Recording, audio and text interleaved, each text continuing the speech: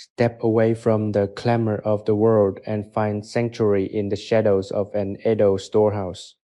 Imagine the heavy scent of aged cedar and cool dry silk wrapping around you like a blanket, shielding you from the relentless noise of the streets outside. Go out here, the floor is covered in thick woven tatami mats that absorb every vibration of the bustling city, leaving you in a state of absolute profound silence.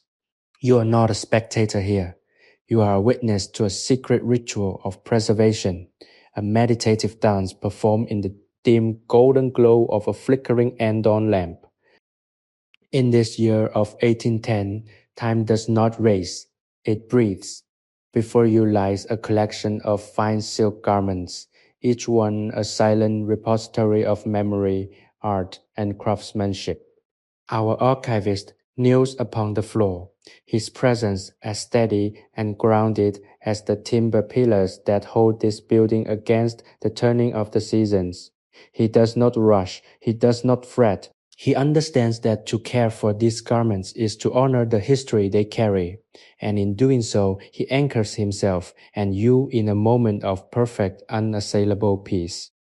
The process begins with the lifting of the first kimono. It is a work of art, a cascade of deep indigo silk embroidered with silver cranes that seem to shimmer under the lamp's soft light. As the fabric is lifted, it releases the faintest whisper, a sound like dry leaves skittering across a temple floor. The archivist lays it flat, his hands moving with the grace of a calligrapher.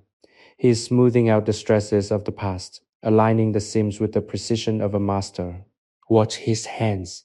See how they hover, how they touch, how they guide the material into its natural harmonious shape. There is a rhythm to this. One fold creates a line of perfect symmetry. A second fold brings the sleeves into alignment, mirroring the wings of the cranes. Each movement is a quiet command for the world to slow down, for the mind to empty itself of worry, and for the body to surrender to the comfort of structure. You feel your own heartbeat slowing to match his pace. The frantic energy of your day is beginning to dissolve, replaced by the weightless, cool texture of the silk. Everything here is protected. Everything is being honored.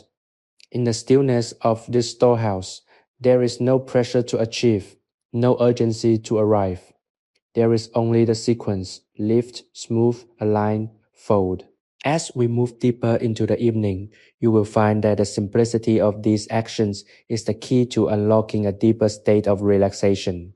The cedar air fills your lungs, grounding you. The dim light eases the strain on your eyes. You are safe. You are held by history. Now, let us turn our attention to the next garment in the stack. It is a heavier weave, a brocade of plum blossoms and flowing water, waiting to be unfolded and understood. Observe the way the archivist prepares to work. His focus is absolute, his breathing is steady, and his intent is pure. As he reaches out to touch the fabric, he brings with him a sense of calm that ripples outward, filling the room and washing over you. We are not just organizing a collection, we are weaving a tapestry of tranquility, one deliberate soft fold at a time. Let your thoughts settle like dust motes in the quiet air, and prepare to go deeper into this silent ancient work. The night is long, the storehouse is secure, and we have all the time in the world to find our rest among the threads. The second garment, a heavy, cream-colored brocade, feels cool and substantial under the archivist's calloused fingertips. As he begins to unfold the sleeves, the intricate pattern of woven plum blossoms seems to bloom in the dim light, catching the golden glow of the lamp. He treats the fabric with an almost reverent tenderness, as if he is waking a sleeping memory. The silk itself is alive with history, each thread a testament to a weaver who worked months to complete the design, a person whose name is lost to time, but whose skill remains captured here in the weave. As he spreads the garment wide, the archivist pauses. He looks not at the pattern, but at the integrity of the seams. He checks for the passage of time, the subtle weakening of a thread, the way the silk has begun to adapt to the shape of the hanger it once occupied. He begins the folding process, a sequence he has perfected over decades of quiet evenings. First, the hem is lifted, held briefly in the air to allow the fabric to drip naturally, then lowered with precision to meet the center line. He moves slowly, ensuring no wrinkle is trapped in the fold. This is a practice of total presence. If his mind were to wander to the streets outside or the responsibilities of the coming dawn, the fabric would ripple and the harmony of the stack would be broken. But he does not wander. He is fully invested in the movement of his own hands. You watch, and in watching, you find that your own mental chatter, the what ifs and the should haves, begins to dissipate. There is a distinct rhythmic sound to this, a soft dry sliding of silk against silk that anchors you in the present moment. It is a sound that suggests order, care, and the restoration of balance. As he aligns the collar, he pauses, smoothing the stiff fabric with his thumbs. The cedar scent seems to deepen, a reminder that the building itself is a participant in this ritual, providing the cool, dark environment necessary for the survival of such delicate things. You are being lulled by this process, invited to witness a version of the world where things are not discarded but cherished. Think of how much of your own life is marked by haste. We rush to finish tasks, to get from one place to another, to check items off a list. But look at this archivist. He is not rushing to finish the stack. He is not looking at the clock. He is engaged in the act of being, where the task itself is the purpose. When he folds the sleeve over, he isn't just finishing a side of the kimono. He is completing a gesture of protection. The garment is being returned to its state of potential, ready to be kept safe for another year, another decade, perhaps another century. You feel the weight of the day lifting from your own limbs, your own shoulders, perhaps carrying the invisible burdens of your responsibilities begin to drop. The artificial constraints of time, the ticking seconds, the encroaching deadlines seem to lose their power here. In this storehouse, the only time that matters is the time it takes to do this right. The archivist tucks the inner ribbon, a delicate hidden detail that no one would see unless they too took the time to look. It is an act of integrity, of doing the right thing when no one is watching. As he finishes this piece, the kimono is transformed into a compact, elegant rectangle. It is perfectly aligned with the edges of the tatami mat, a geometric anchor in the room. He places it atop the first a stack, now growing in height and significance. The symmetry is pleasing, satisfying a deep human desire for order. You feel a sense of relief, a validation that order can be restored, that things can be mended, that even in a world that feels increasingly chaotic, there are still places where beauty is protected and handled with grace. You are invited to keep watching, to keep breathing with the rhythm of the work. Each fold is a lullaby for the senses, a soft, hushed note in the melody of a quiet night. The storehouse holds you in its cedar-scented arms, and the silence is not empty. It is full, it is heavy with peace, and it is entirely yours to enjoy. As the archivist reaches for the third garment, the cycle continues, pulling you further into the gentle velvet embrace of the past. The third garment emerges from its storage box with a soft, papery rustle. It is a vibrant silk, dyed in the shade of late summer persimmons, with subtle woven patterns of bamboo leaves that shimmer when they catch the low golden light of the end dawn. The archivist handles this piece with a heightened sense of awareness. He knows that the silk is slightly more fragile than the others, its fibers having felt the sun of 100 years ago. He spreads it across the clean tatami, taking care to ensure that every corner is supported, that no stress is placed upon the delicate seams. He is a guardian of history, a silent sentry whose duty is to see that nothing is lost to the decay of neglect. As he begins the folding, he pauses to inspect the embroidery along the shoulder. The thread is silk, dyed with natural pigments that have softened over the decades into a muted, sophisticated palette. He traces the shape of a bamboo leaf with his fingertip, a ghost of a touch, acknowledging the hand that originally placed the needle there. It is a silent dialogue across time. The archivist does not speak, yet his actions communicate a profound respect. He is honoring the effort, the patience, and the artistry of the anonymous maker.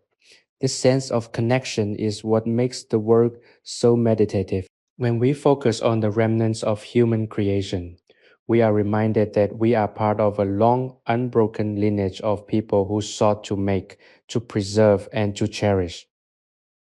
You find yourself mirroring his pace as he flattens the back of the kimono.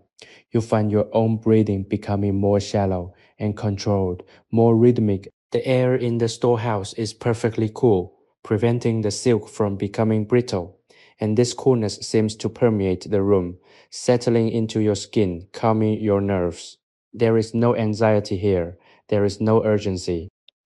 The world outside the timber walls might be full of noise, conflict, and change, but within these walls, the only change is the slow, deliberate transition of fabric from a flat plane to a precise folded form.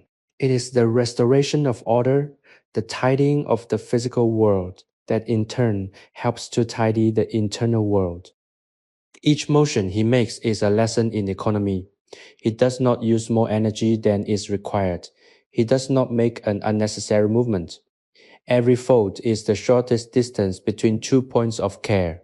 He aligns the left sleeve with the right, checking the measurement against the width of the tatami mat. He is creating a standard of perfection that serves as a bulwark against the entropy of time. This is his craft. He has spent years in this storehouse, and his hands have memorized the unique personality of every piece of silk in the collection. He knows which ones are prone to greasing and which ones prefer to lie flat. He treats them like living beings, with patience and gentle correction. As he tucks the sash away, he pauses for a long, quiet moment. He is looking at the result of his work, a perfectly square bundle of persimmon-colored silk. It is a small, quiet triumph. It is enough. The satisfaction in his expression is subtle. A slight relaxation of his jaw, a softening of his brow. He is satisfied not because the job is done, but because it was done well. And in this satisfaction, there is a lesson for you.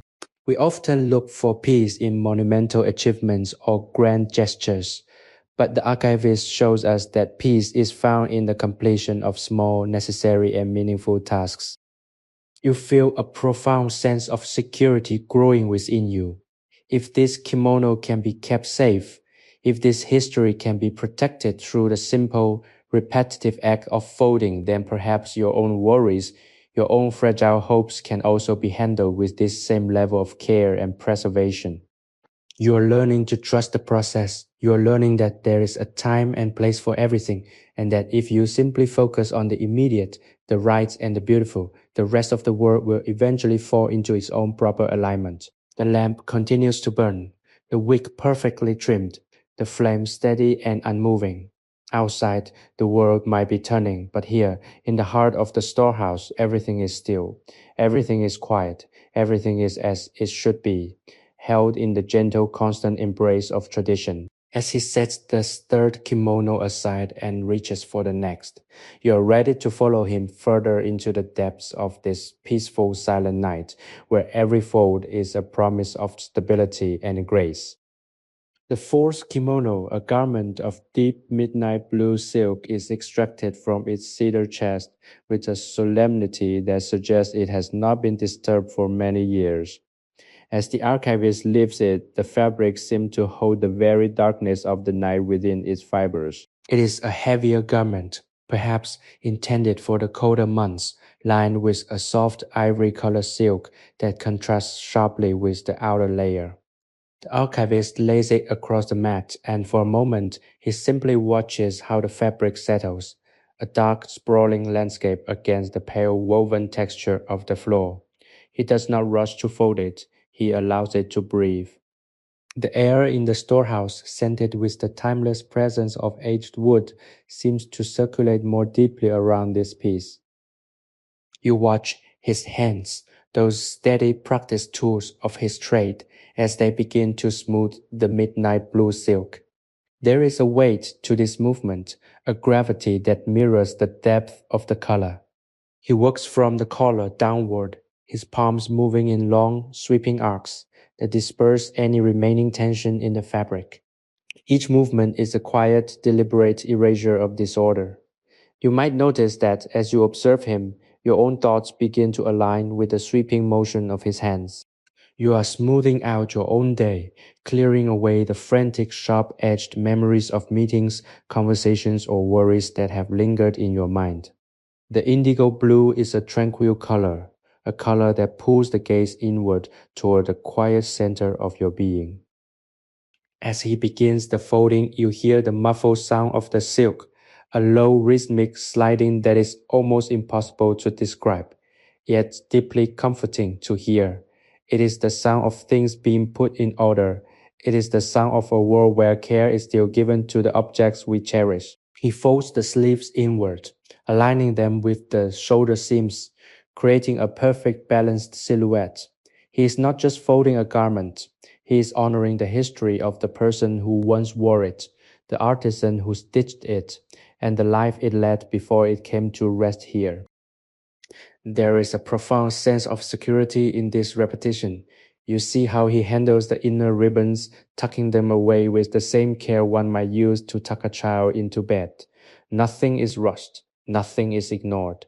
Every detail, no matter how small or hidden, is treated as essential. In this, he's teaching a silent lesson that the quality of our attention defines the quality of our reality. If we move through the world with a scattered, hurried mind, our surroundings reflect that. But if we move with the intentionality of this archivist, even the most mundane task becomes a ritual of peace.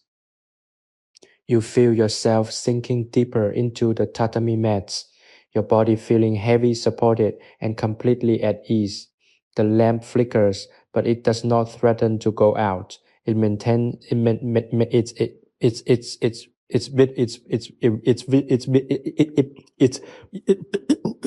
no,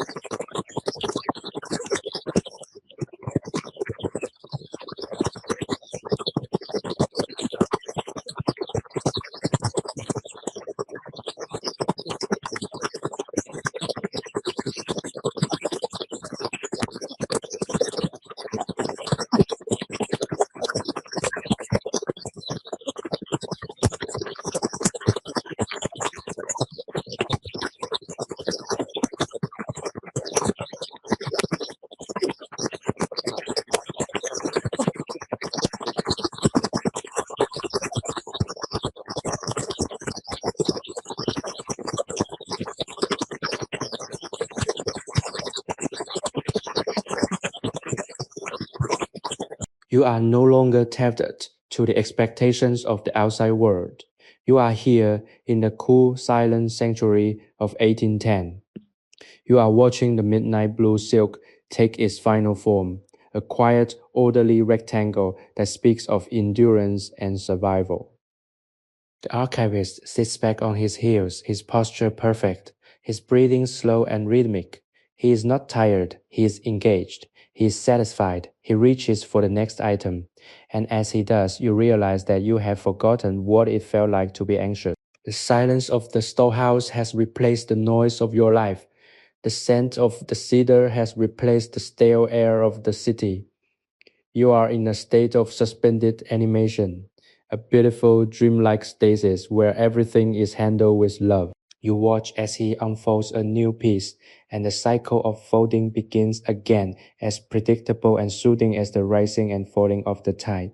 You are safe, you are part of the process now. You are ready for the next layer of this quiet restorative history. The night remains still, the storehouse remains secure, and the silk continues to tell its wordless stories.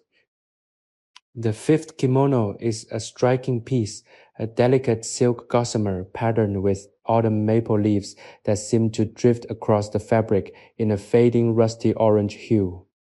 The archivist handles this one with extreme caution, knowing the material is as thin as a morning mist. He unfolds it with a slow, sweeping motion, his hands barely grazing the surface to avoid any friction. As the garment covers the tatami, the room feels lighter, as if the spirit of the changing seasons has entered the storehouse. This is not just a piece of clothing, it is a memory of a crisp October day, a time when life felt fleeting and beautiful, much like the leaves themselves. You watch as he aligns the hem, his breath steady, his focus absolute. He is a master of this quiet craft, and your presence here is a testament to the need for such stillness in a world that often forgets how to pause. By now you have noticed the rhythm of the room, the steady breathing of the archivist, the faint scent of cedar that seems to grow richer as the night deepens, and the soft whisper-like friction of the silk as it folds. This sequence is a bridge between the turbulence of your day and the restorative sleep that awaits you. Do not resist the heaviness in your eyelids. Do not fight the urge to drift into the quiet folds of your own mind. You are witnessing the very essence of care, a demonstration that even the most fragile things can endure if they are treated with patience and love. The archivist tucks the last corner of the maple leaf kimono, tucking it neatly beneath the fold, securing it against time. He pauses, his hands resting for a moment on the smooth surface, acknowledging the quiet triumph of the work. If you have found yourself drifting, if your thoughts have become soft and blurred around the edges, then you are exactly where you need to be. You are experiencing the power of intentional, slow living. But let us not lose this feeling when the lights eventually come up or the world begins to pull at you again. To carry this tranquility into your daily life, consider subscribing to our channel, Sleepy History Tales. By joining our community, you gain access to a sanctuary of stories designed to help you detach from the demands of the modern world and return to the grounding, peaceful wisdom of history. Hit the notification bell so you never miss an evening of restoration. Let this be your nightly anchor, a way to ensure that no matter how chaotic your day, you always have a place to return to, a place where the air is cool, the silk is soft, and everything is handled with grace. The archivist moves to the sixth garment, but you are barely watching his physical movements now.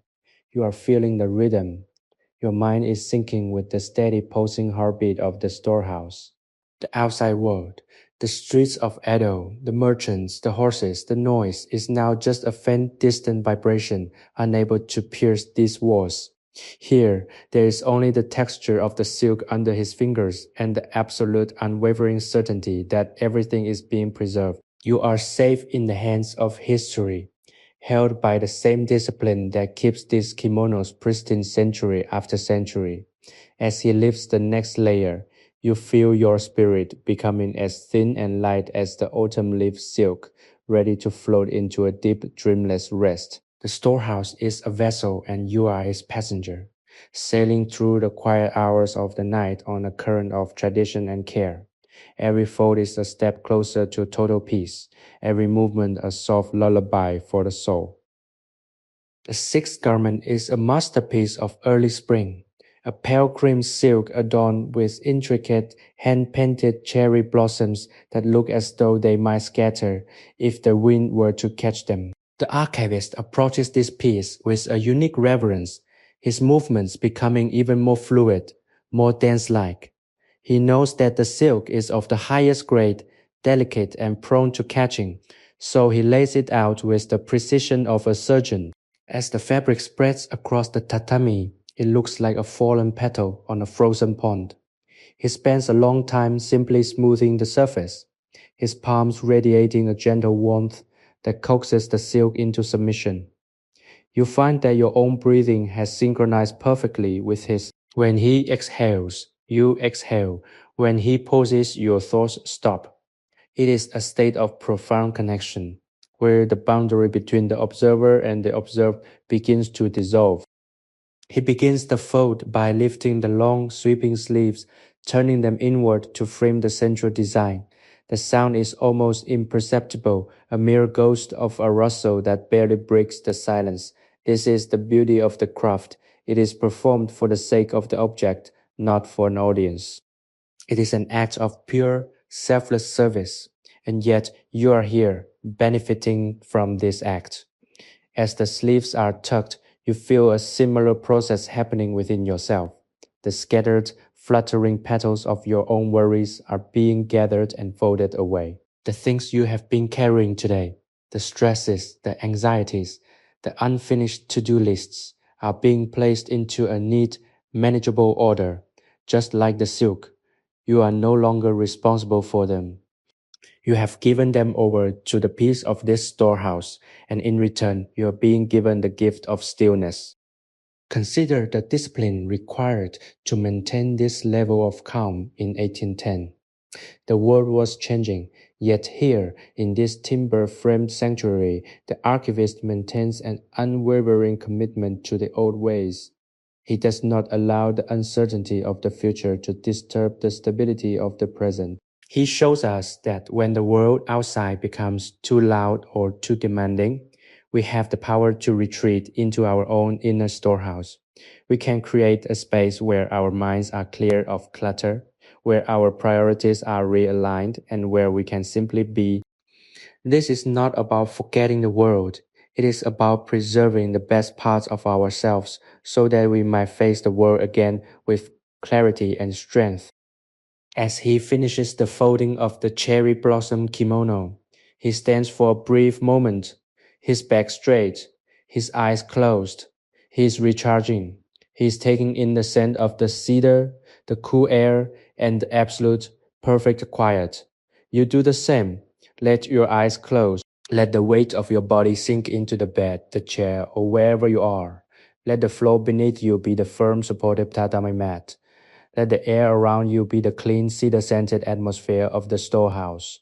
You are not meant to be anywhere else. You are exactly where you belong. The archivist reaches for the seventh garment, his movements as steady and sure as the turning of the stars. You are drifting now, the edges of your reality growing soft, the details of your life fading into the background, replaced by the warm amber glow of the andon lamp and the soft rhythmic whispers of the silk. Sleepy History Tales is a sleep history storytelling platform created for entertainment, inspiration, education, and the promotion of positive emotional values. We believe that history is not just a collection of dates and events, but a mirror reflecting the enduring human need for peace, order, and beauty. By bringing these quiet moments of the past into your evening routine, we hope to provide a gentle transition from the busyness of your day to the healing silence of the night. You are part of this journey now. Each episode is a new chamber in the storehouse, each story a new garment being carefully unfolded and preserved. Rest now and let the history carry you towards sleep. The seventh garment is a surprise, a deep, rich emerald green that seems to pull the very light of the lamp into its depths. It is a heavier silk, likely worn for formal ceremonies or high-ranking social events, and it carries with it an air of authority and calm. As the archivist lifts it, the fabric feels cool and dense against his skin. He does not treat it with the same fragility as the cherry blossom silk. Instead, he handles it with a firm, steady grace, acknowledging its weight and its history. As he lays it across the tatami, the green silk dominates the space, a lush, calming landscape that seems to swallow the shadows of the room. You watch him smooth the fabric, his hands moving with a newfound confidence. The archivist is moving at a pace that is no longer dictated by the task, but by the natural rhythmic cadence of his own breathing. The sound of this silk is different, deeper, more resonant, a muffled velvety friction that vibrates through the floorboards. It is a grounding sound, a sound that says, here is stability, here is permanence, here is a foundation that cannot be shaken. You feel this resonance in your own chest.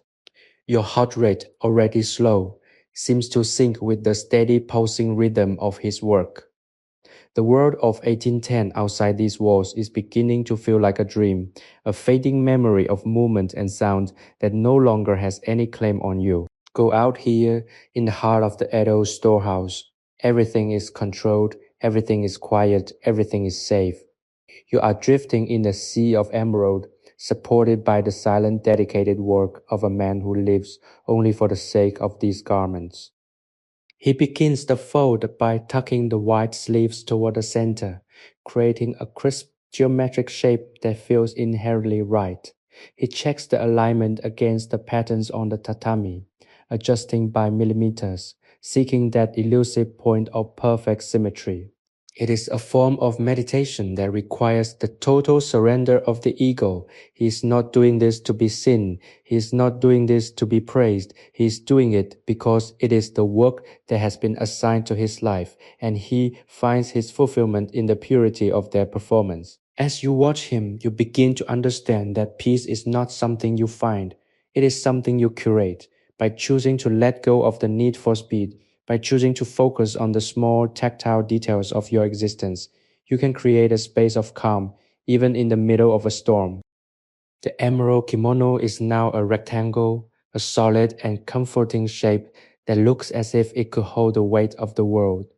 The archivist places it upon the growing stack, and the satisfaction of seeing the alignment restored is almost visceral. You feel a sense of completion in your own body. The tightness in your limbs has vanished, replaced by a heavy, languid softness that spreads from your fingertips to your toes. The cedar scent is now part of you, a familiar woody aroma that signals to your brain that it is time to stop, time to rest, time to let go. The flickering andon light is the only thing that tethers you to the room, a warm golden eye that keeps its steady watch. You are entering a deeper layer of stillness. The archivist is now reaching for the eighth garment, but his movements seem to be happening in slow motion, like a dance performed underwater. You feel yourself sinking further into the tatami, the woven fibers pressing against your back with a firm natural support. You are not thinking about the past. You are not thinking about the future. You are fully immersed in this moment, in this room, in this act of folding. The world is reduced to the sound of silk and the sight of steady, caring hands. Every fold is a bridge to sleep, a way to leave the demands of the day behind and step into the welcoming, velvet dark. You are secure, you are at peace. The night is a vast, quiet ocean, and you are floating upon it, safe within the wooden walls of this Edo treasure. The eighth garment is a heavy, winter-weight weave in the color of burnt ochre, patterned with thin, intersecting lines of gold thread that catch the lamp's flame like dying embers. As the archivist lifts it, the material feels thick and substantial, carrying the weight of past winters, of hearth fires and cold mornings, of lives lived in the quiet transition of seasons. He lays it down with a firm, deliberate motion, the heavy fabric settling onto the tatami with a satisfying muffled thud.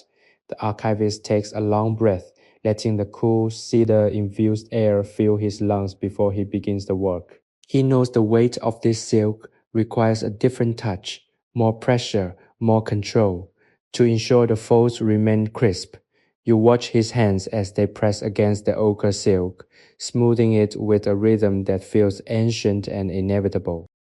The friction here is deep and tactile. It is the sound of comfort, of a protective layer being readied for rest. As you listen, you realize that your own internal landscape is beginning to mirror the order of the room. The chaotic, buzzing thoughts that might have accompanied you throughout the day are being smoothed away, just as the archivist smooths the ochre silk. There is a profound, quiet logic to this sequence. Lift, hold, align, fold. It is a logic that demands nothing of you but your presence. It is a logic that promises that everything, in the end, can be brought into balance. You feel your own physical body becoming heavier, your muscles releasing their grip on the day, your posture softening into the support of your surroundings. As he begins the folding process, he moves with a deliberation that feels almost hypnotic. He folds one side and then the other, the gold threads catching the light at precise geometric intervals. He is a master of this quiet geometry, creating order out of complexity. This is the art of the archivist, and as you watch him, you are learning the art of letting go. Every time he folds a section of the silk, he is teaching you how to fold away a piece of your own stress. When he aligns the sleeves, he is showing you how to bring your own fragmented parts back into harmony. It is a subtle, unspoken lesson, but it is deeply effective. You are no longer trying to solve problems, you are simply allowing the rhythm of the work to carry you deeper into the night. Think of the stillness of this storehouse as a gift you have given yourself. In the year 1810, the world outside may be moving at its own frantic pace, but here, in this timber frame sanctuary, time has been invited to slow down. You are safe here. You are shielded by the thick wooden walls and the patient, steady hands of the archivist. You are being held by the history of these garments, a legacy of care and attention that transcends the centuries. As he completes the final fold of the ochre silk, the garment becomes a perfect, compact rectangle, an anchor of stability in the dimly lit room. He places it on the stack, and you feel the same sense of satisfaction, the feeling that one more thing has been tended to, one more piece of the world has been made right. Sleepy History Tales combines the power of AI to reimagine fictional historical tales, bringing peace, relaxation, and positive emotional values to our listeners. As the archivist turns to the next chest, you find that your connection to the outside world has almost entirely severed, leaving you in a state of pure, detached observation. You are floating in the stillness, guided by the soft, rhythmic sounds of the storehouse. The lamp flame is perfectly stable. The cedar scent is a constant, grounding presence, and your own breathing is now deep, slow, and completely effortless. You are ready to move into the ninth garment, the next layer of this quiet, restorative journey, knowing that each movement brings you closer to the absolute peace of a dreamless, restful slumber. The night is a vast, calm expanse, and you are drifting through it with every breath, every fold, and every moment of this silent, sacred work. The ninth kimono is a sheer, pale lavender silk, so light that it seems to shiver in the gentle draft of the storehouse. This garment is different from the others. It carries a delicate, ethereal quality, as if it were designed to be worn on a moonlit evening during the height of the cherry blossom season. The archivist approaches it with a softness in his gaze that suggests a personal fondness for the piece. He lifts it from the cedar box, and the fabric billows slightly in the air before settling onto the mat like a fallen cloud. You notice the way his fingers move across the surface, not with the firm pressure of the previous heavier garments, but with a feather-light touch that acknowledges the extreme fragility of the silk. He is not merely storing it, he is cradling it. As he begins the folding process, The lavender silk moves with a fluidity that is mesmerizing to watch. Each layer he turns, each crease he sets, is done with a breath of air rather than a firm hand. The sound is barely audible, a soft, dry whisper that seems to emanate from the very fabric itself. You find that your own senses are becoming heightened, attuned to the slightest shifts in the room. The way the light from the andon lamp reflects off the polished cedar wall, the subtle deepening scent of the wood as the temperature drops, and the absolute rhythmic steadiness of the archivist's breathing. You are no longer watching from a distance. You are inside the experience, feeling the weightlessness of the silk, the coolness of the air, and the profound restorative power of this quiet work. Consider the discipline of the archivist.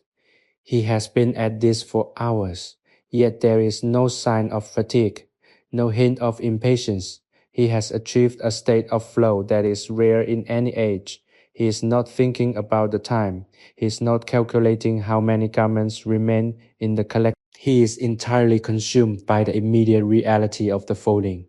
This, you realize, is the secret to his tranquility. He has learned that the only way to endure the passage of time is to stop trying to measure it. By focusing all of his energy on the perfection of the present moment, he has expanded that moment until it fills the entire room. You are learning to do the same. The worries that occupy your day are being folded into these lavender pleats and tucked away, far from your immediate reach. As he tucks the last fold of the lavender kimono, he pauses, holding the bundle in his hands for a moment before placing it gently on the stack. The movement is like a meditation, a silent recognition of the beauty and the ephemeral nature of the silk. He knows that these garments are remnants of a life that has moved on, and yet he treats them with a vitality that makes them feel present. You feel a deep, comforting sense of closure. The stack is becoming a monument to the archivist's dedication, a tower of silk that stands in defiance of the chaotic world outside. You are part of this monument now. You are one of the things being preserved, held in the safety of this storehouse, protected by the history that these garments represent. The atmosphere in the room is now so thick with peace that you can almost feel it against your skin, like a weightless velvet blanket. The lamp flame has shrunk to a tiny constant point of golden light, illuminating only the archivist's hands and the small patch of tatami where he works. Everything else has retreated into the shadows. You are drifting in the center of this darkness, held by the gentle rhythmic motion of the silk. You feel the pull of sleep, a soft magnetic tug that is inviting you to let go completely. You know that there is no danger here, only the steady, predictable, and deeply soothing work of the archivist. As he turns toward the 10th garment, you are ready to follow him, your mind slowing down, your body letting go, and your spirit preparing to enter the deep, silent rest of the night. The 10th garment is a striking, bold silk in the color of midnight wine, embroidered with gold thread constellations that seem to map out the night sky across the fabric. As the archivist lifts this piece, the gold thread catches the golden flicker of the andon lamp, creating tiny shimmering explosions of light that dance across the dark walls of the storehouse. This kimono feels different. It carries an air of mystery and ancient depth, as if it were meant to be worn under the vast, unpolluted canopy of the Edo night. He lays it down with a deliberate, slow grace, ensuring that the constellation pattern remains perfectly aligned as he prepares for the final, most careful phase of his nightly ritual. He is not just folding, he is centering the universe within the confines of his workspace. He begins by smoothing the midnight wine silk with a long, slow motion, his hands tracing the lines of the embroidered stars. You notice that as he works, your own focus has narrowed to the very center of the room. The periphery, the edges of the storehouse, the shadows in the rafters has faded away, leaving only the archivist, the silk, and the steady, rhythmic breathing that connects you to him. This is the heart of the experience, the realization that when you quiet the external world, you are free to explore the quiet, infinite landscape of your own inner peace. You are feeling lighter now, as if the physical sensations of your body are beginning to dissolve, leaving only the conscious rhythmic observation of the work. Take a moment to fully appreciate the stillness. It is a rare and precious commodity in any time, whether in the year 1810 or your own. Here, the silence is not empty. It is a weight, a texture, a companion. It is the sound of safety. By choosing to spend your evening in this place, you are choosing to prioritize your own restoration. You are creating a boundary between the demands of the world and the sanctity of your mind. If you find this journey helpful, consider subscribing to Sleepy History Tales. By joining our circle of listeners, you ensure that you always have a place to return to when the world becomes too loud, a place where history is the foundation and peace is the ultimate goal. Don't forget to enable your notifications so you can join us for the next chapter of this quiet, restorative work. As he folds the sleeves of the constellation kimono inward, the gold threads overlap, creating a new intricate pattern that is just as beautiful as the original. He is showing you that even when we are moved, reshaped, or folded by the circumstances of our lives, we retain our inner integrity. We remain who we are, simply organized in a new, perhaps more compact and protected way. This thought brings you a profound sense of comfort. You feel a release in your shoulders, a settling of your chest, and a deep grounding warmth spreading from the base of your spine. The archivist tucks the inner ties, his movements so small and precise they are almost invisible. And the kimono is finished. It is a masterpiece of dark silk and golden light. He places it on the stack, which has now grown to a height that marks the passage of his evening's work. The stack is a testament to order, a physical manifestation of a quiet mind. You are drifting, your consciousness floating on the calm, dark current of the storehouse. The lamp is a constant guide, its flame an unmoving beacon in the dark. You are safe, you are held, you are drifting toward the threshold of sleep, where the history of this storehouse will become the landscape of your dreams. The archivist is turning for the 11th garment, and as he does, you follow his movement with a heavy, satisfied gaze, your eyes finally closing as you drift deeper into the cradle of the night, feeling the weight of the day fall away completely, replaced by the soft, endless quiet of the silk. The 11th kimono emerges from the depths of the cedar chest like a secret revealed. It is a brilliant vermilion silk patterned with waves of stylized white foam, a design that speaks of the restless, ever-turning sea. The archivist's hands usually so steady, seem to find a new, fluid grace as they interact with this specific fabric. He spreads it across the tatami, and it truly does look like a piece of the ocean caught in a moment of stillness. The contrast of the deep red against the pale woven straw of the floor is striking. Yet, in the dim golden light of the andon lamp, the color seems to mellow, turning into the warm earthy hue of a sunset over the water. You watch him as he begins the process of smoothing, his palms pressing firmly against the silk to push out the slightest air bubble, the slightest suggestion of a fold that does not belong. The sound of his work here is reminiscent of the ocean, a soft, rhythmic sibilance that is incredibly grounding.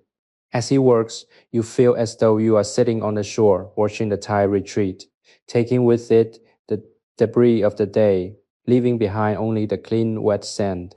Your mind is quiet, your thoughts slowing to the speed of his movements.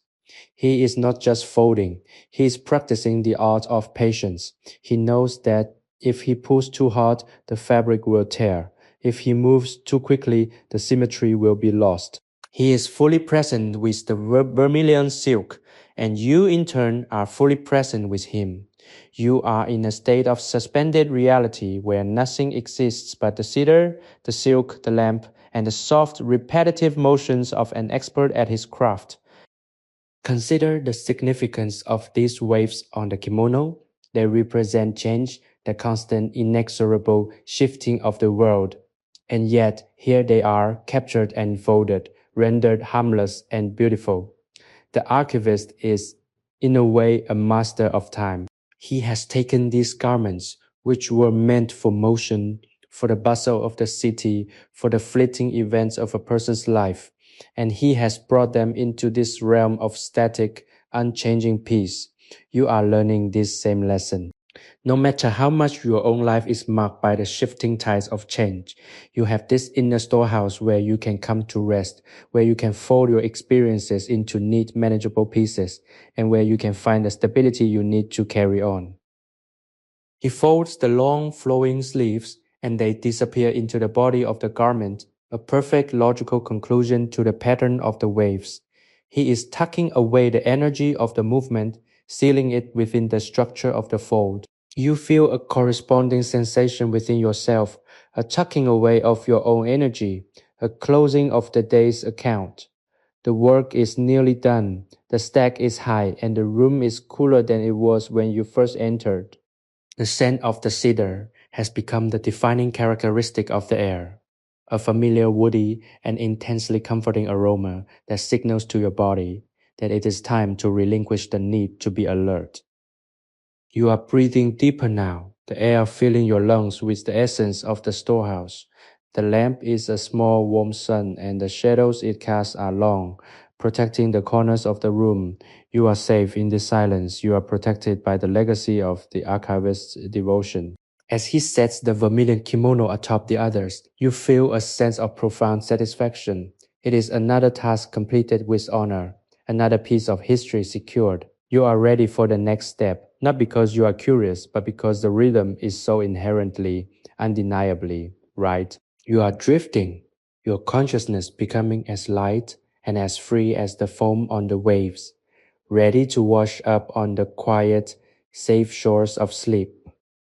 The 12th garment is a marvel of autumnal elegance, a rich moss-green silk brocade embroidered with golden ginkgo leaves that seem to scatter across the fabric like coins caught in a breeze. As the archivist lifts this kimono from the chest, the gold thread catches the low amber glow of the andon lamp, creating a shimmering effect that moves as he unfolds the material. He lays it down with the precision of a master painter, smoothing the surface with his palms until the silk lies perfectly flat against the woven tatami. You watch his hands, the weathered skin, the steady rhythmic motion, and you feel the tension in your own muscles begin to melt away, leaving behind a sensation of deep, fluid relaxation. He is not in a hurry, and because he is not in a hurry, you are permitted to abandon the tyranny of the clock as well. The sound in the room is soft, a dry rustling friction that evokes the image of leaves skittering across a wooden porch in late October. It is a lonely, beautiful sound, one that perfectly complements the absolute unwavering silence of the storehouse. You are becoming accustomed to the scent of cedar and the taste of the cool, damp air. Your mind is no longer jumping between the events of your day or the expectations of tomorrow. It is tethered here to the movement of the archivist's hands and the gradual folding of the green and gold silk. He folds the sleeves with a practiced grace, aligning the embroidery so that the ginkgo leaves seem to align themselves in a new, more compact order. It is a lesson in how to manage the beauty and the sorrow of the past, how to hold it, how to categorize it, and how to store it safely away. You feel a profound sense of security growing within you. If this archivist can take the remnants of so many different lives and bring them into this state of perfect harmonious storage, then you can do the same with the fragments of your own life. You can take the memories that are too heavy to carry, the worries that keep you awake, and you can fold them into quiet, manageable shapes. You can tuck them away in the storehouse of your own mind, knowing that they are safe, knowing that they have been acknowledged, and knowing that you do not need to keep them in your hands while you sleep. The weight of your day is being transferred from your shoulders onto the sturdy cedar wood floors of this sanctuary. As the archivist completes the fold, the garment is transformed into a neat, firm rectangle. He places it on a stack, and you see that the pile is now nearly level with his knees. It is a monument to persistence and quiet work. He pauses, his hands resting for a moment on the stack, and you see him take a long, deep breath. You mirror him. Inhale the scent of the wood and the old, clean fabric. Exhale the residual noise of the outside world. The lamp flame continues to dance in the corner, a steady, unwavering witness to the preservation of history. You are drifting, your eyes heavy, your limbs feeling as though they are weighted by the very peace you have cultivated. The archivist is turning to the 13th garment, but he seems to be doing so from a great distance. The space between his actions and your awareness is growing, filled with the soft velvet dark of the storehouse. You are no longer watching a man work. You are witnessing a ritual that has existed for as long as people have sought to protect what they love. You are being held by this ritual. You are being lulled by the repetitive, gentle cadence of his movements. The night is a vast calm sea, and you are drifting further from the shore. The waves of sound and light becoming smaller, quieter, and more soothing. Everything is perfectly in place. Everything is being taken care of. You are ready to let go completely, to slide into the deep, restorative dark, trusting in the steady, rhythmic care that is being practiced here for your benefit. The 13th garment is a deep, velvety charcoal silk, woven with tiny sporadic threads of iridescent silk that shimmer like distant stars in a dark sky. The archivist approaches this piece with a somber, respectful gravity, as if he understands that even the darkest nights have their own inherent quiet beauty. He lifts it from the chest, and the fabric feels substantial, cool, and smooth against his palms.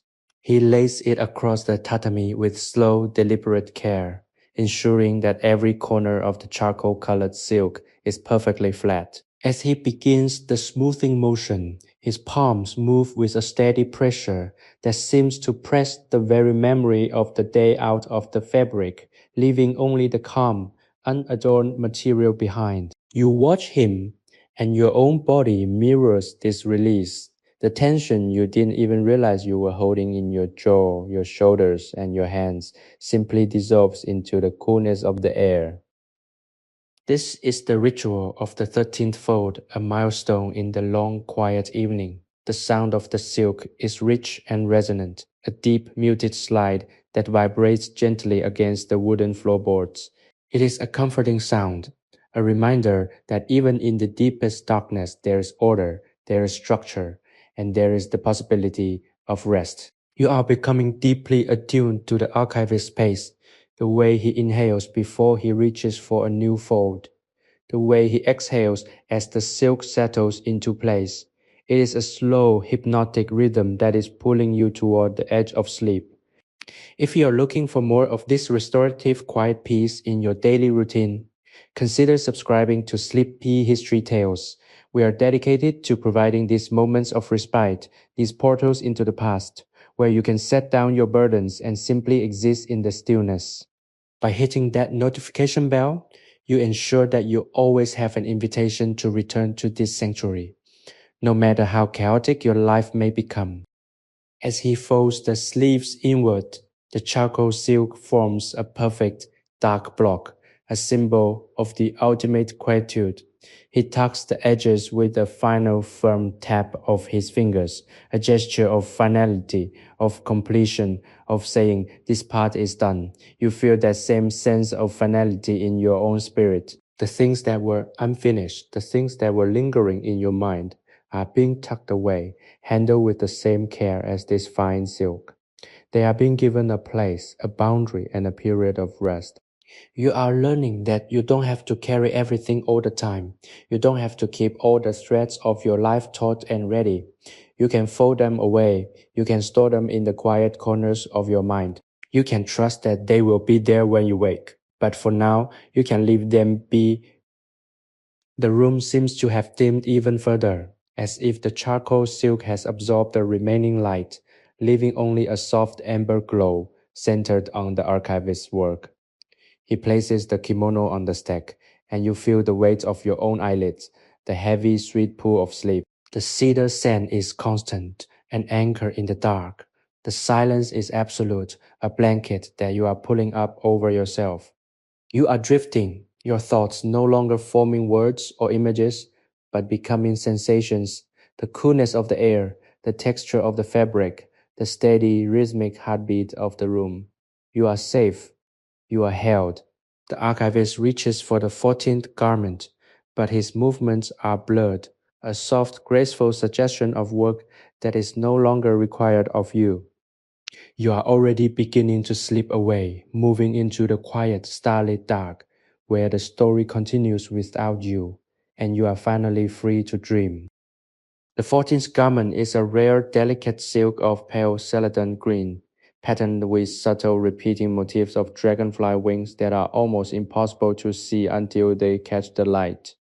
The archivist approaches this one with a touch that is almost spiritual, his fingers dancing across the surface to identify the grain of the weave before he even begins to unfold it. When he lays it flat upon the tatami, the fabric ripples like the surface of a pond disturbed by the lightest breeze. He walks slowly, his breath controlled and rhythmic, matching the delicate nature of the silk. You find yourself leaning into the silence, your mind becoming as clear and as still as the celadon silk itself. There is no urgency here, only the necessity of precision and the quiet satisfaction of a job well done. The sound is faint, a whisper of fabric that barely disturbs the absolute stillness of the storehouse.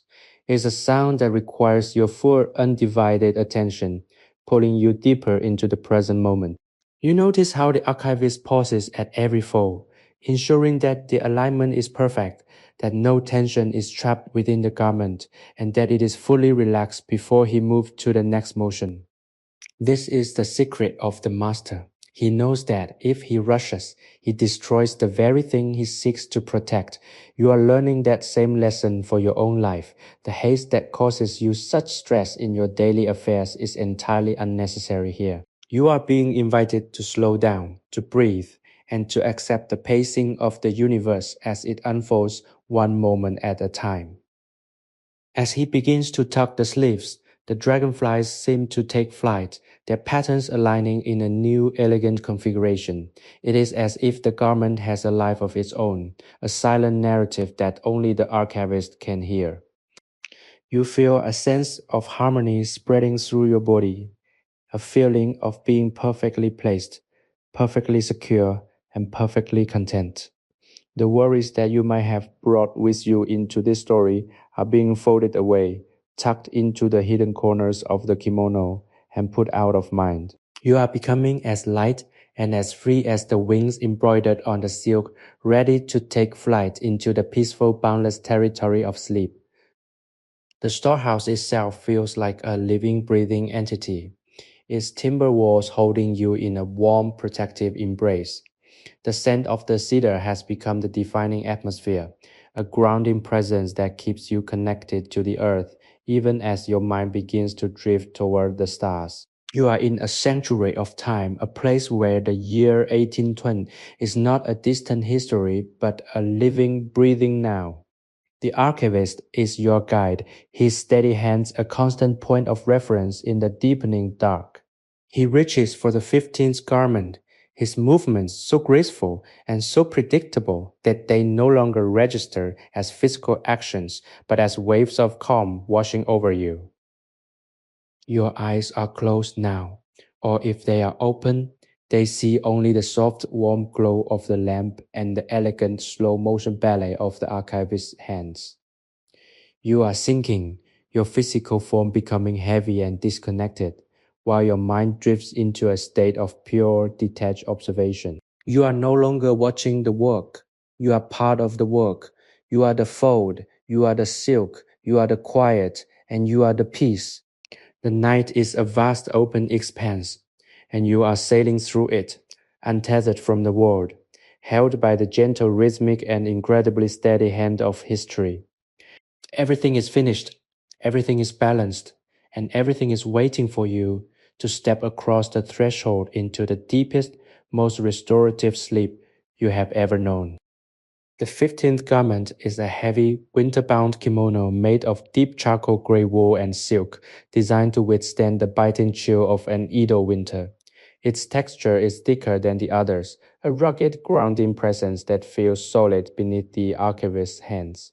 As he lifts it, the weight is satisfying, a reminder of the seasons and the cycle of the earth. He lays it down with a firm, practiced motion, the fabric settling onto the tatami with a dull, muted thud that signifies security and protection. This garment is a testament to resilience. It has been through winters and cold winds, yet here it rests cared for and preserved. You watch as he smooths the thicker fibers, his palms pressing with a gentle, reassuring force that acknowledges the history held within the material.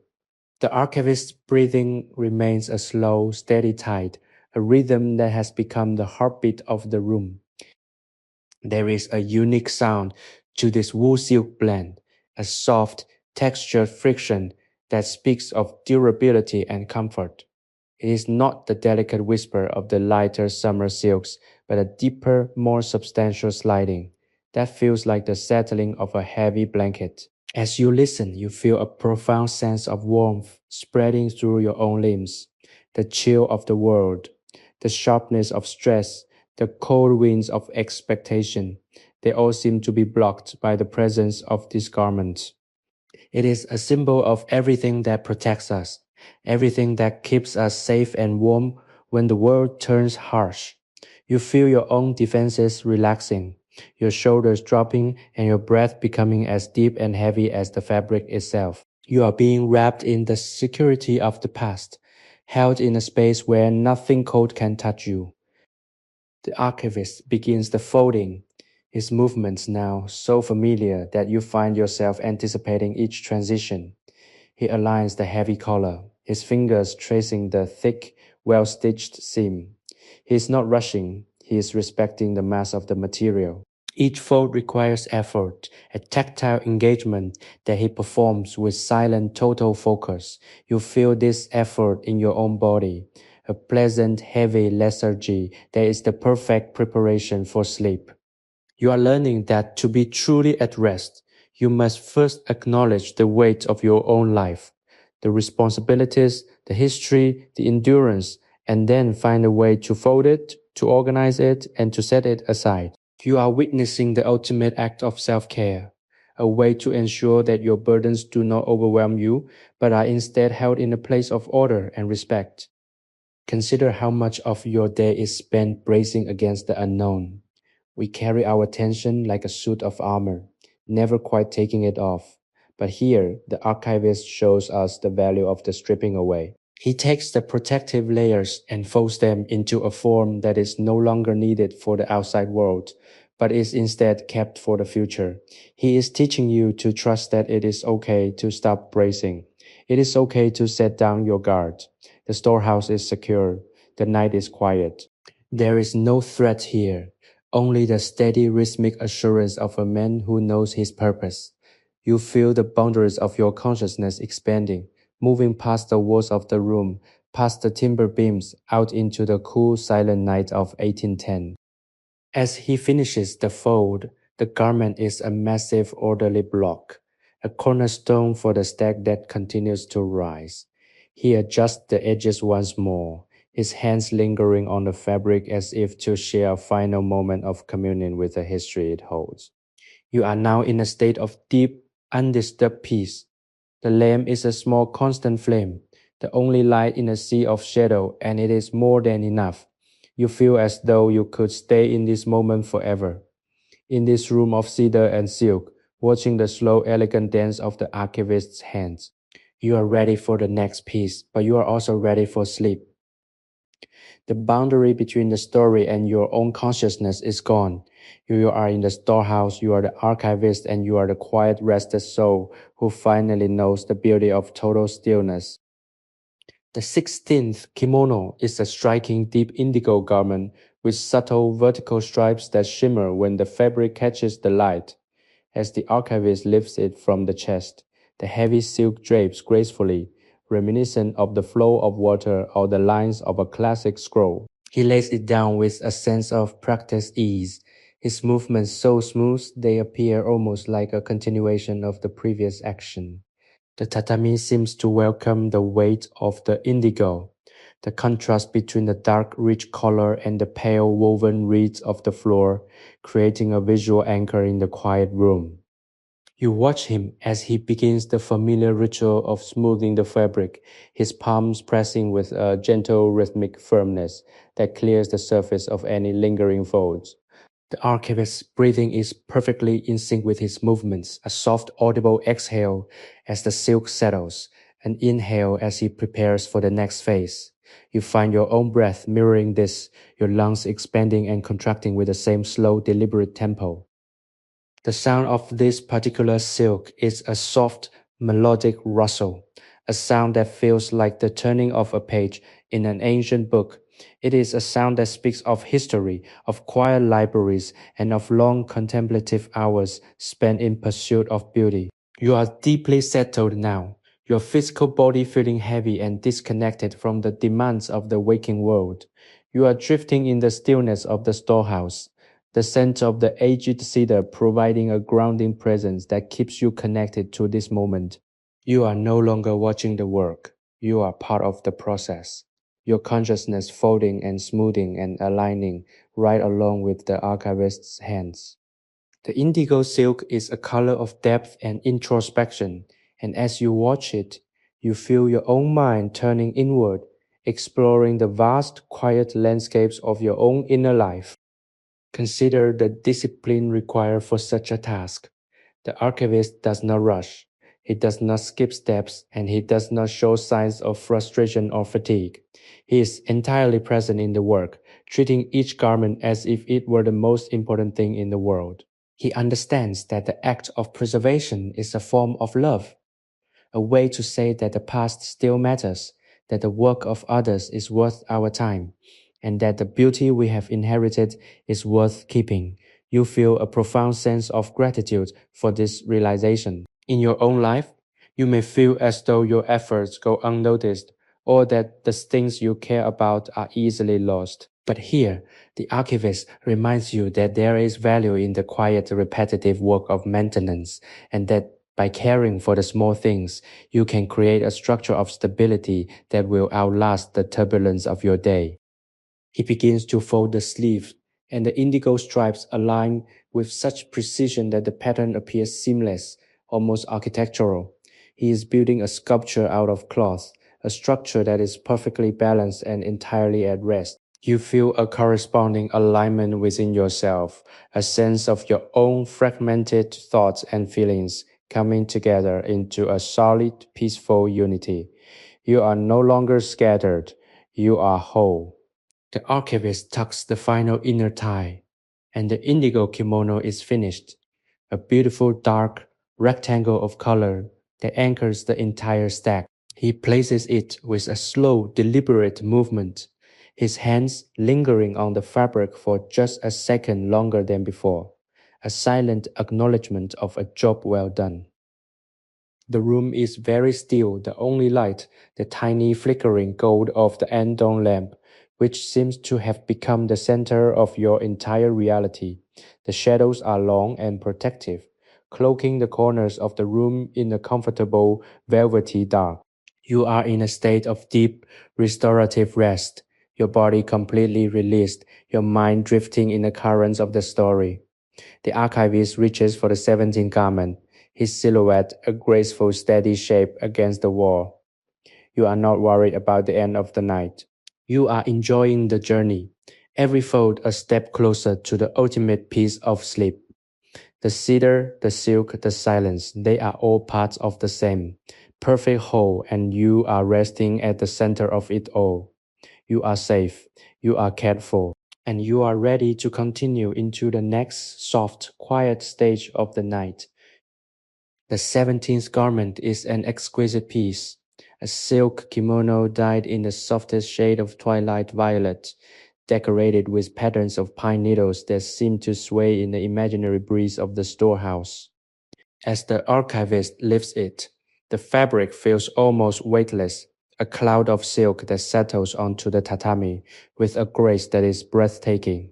He handles it with an almost reverent tenderness, his fingertips barely brushing the fibers to ensure it is laid out with perfect undisturbed symmetry.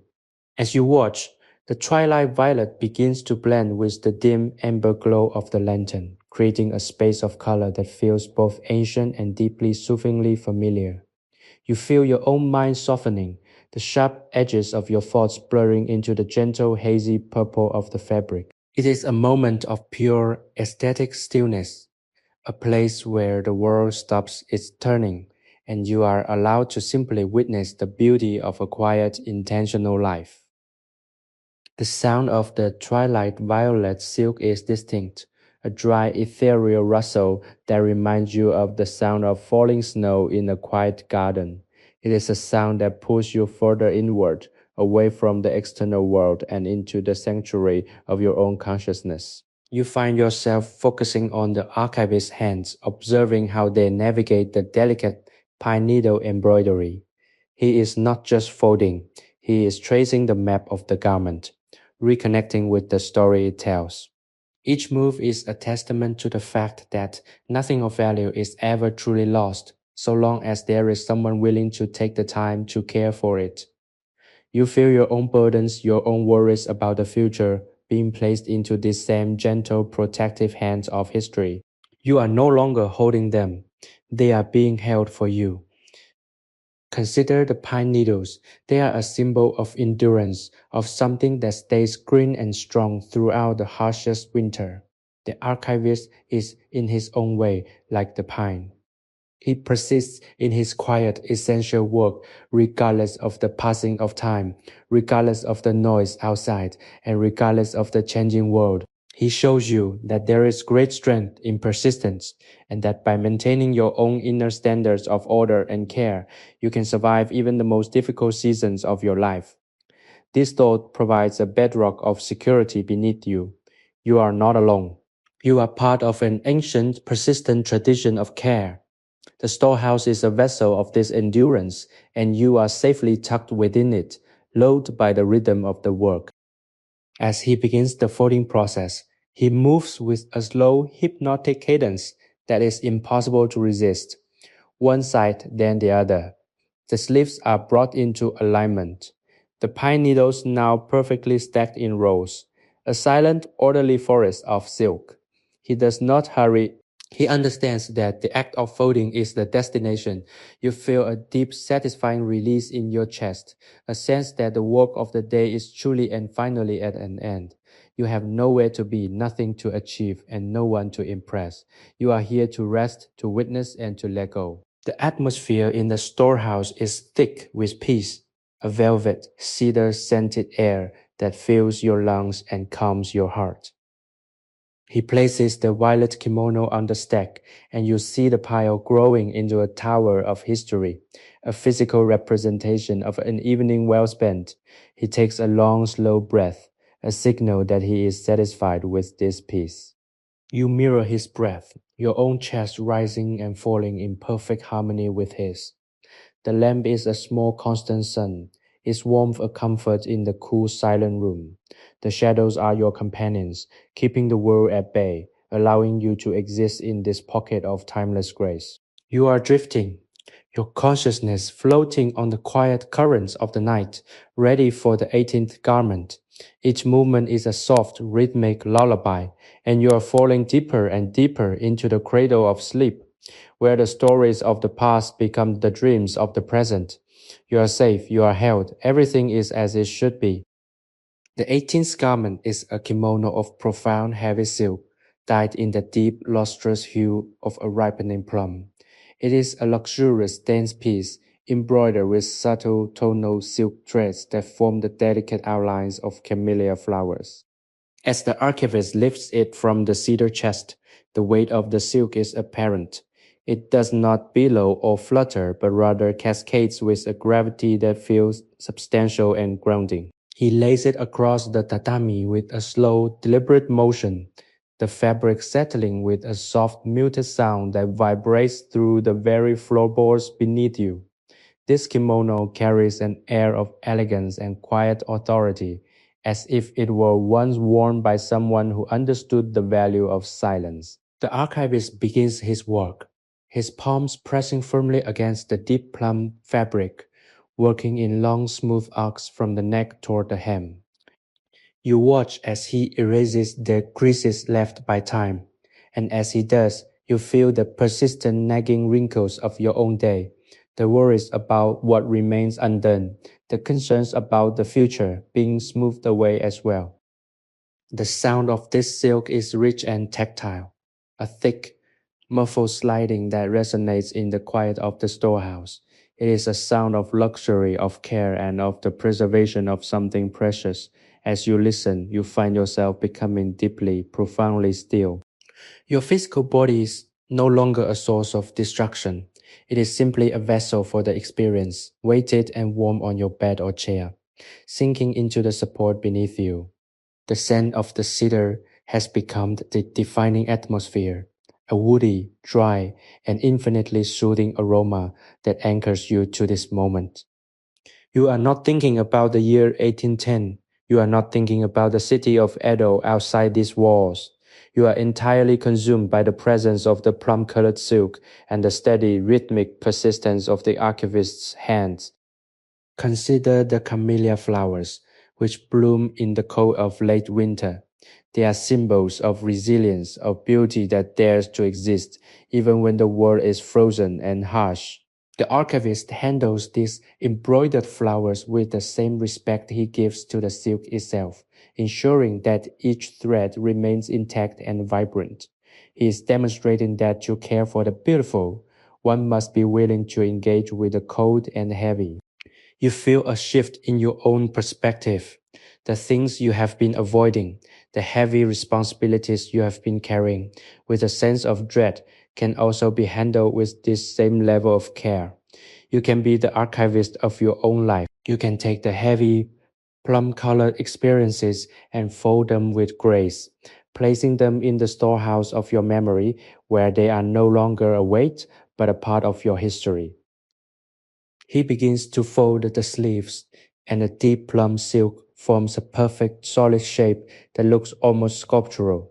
He adjusts the edges with the precision of a master, ensuring that everything is aligned, that every thread is accounted for, and that the garment is perfectly ready for its long rest. You feel a corresponding sense of completion in your own spirit.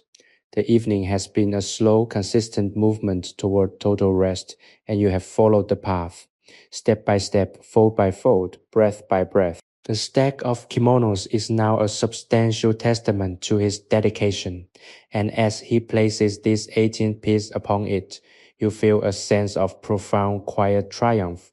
It is enough, it is more than enough. The storehouse is dim. The lantern lights a warm, flickering island in the dark. The shadows are long and protective, and you feel entirely safe in this quiet wooden sanctuary. You are floating on the current of the evening, your consciousness drifting further and further from the shore of your daily life. You are ready for the next garment, but you are also ready for the deep, silent dreamscape of sleep. The archivist's movements are now just a gentle rhythmic suggestion of order, and you find yourself no longer needing to watch, but simply to exist in the atmosphere he has created. The history of the silk, the steady beat of his heart, the enduring strength of the cedar, these are the things that define your world right now. And as the night deepens, you are finally fully at peace, held in the cradle of the past, waiting for the gentle, inevitable arrival of sleep. The 19th garment is a kimono of startling, radiant white silk, almost blinding in its purity, embroidered with tiny, silver-threaded cranes that seem to take flight across the shoulders. As the archivist lifts it, the silk is cool and crisp, a sharp contrast to the heavier, deeper-toned garments that came before. He lays it down with an almost surgical precision, his hands moving with a heightened sense of alertness, as if he is aware that this white surface shows every imperfection, every trace of time. The tatami mat beneath it looks darker, more rustic, highlighting the pristine, ethereal quality of the white silk. As you watch him begin to smooth the fabric, you feel as though the very air in the storehouse has become lighter, cleaner, and more illuminated. The archivist's breathing is no longer just a rhythm.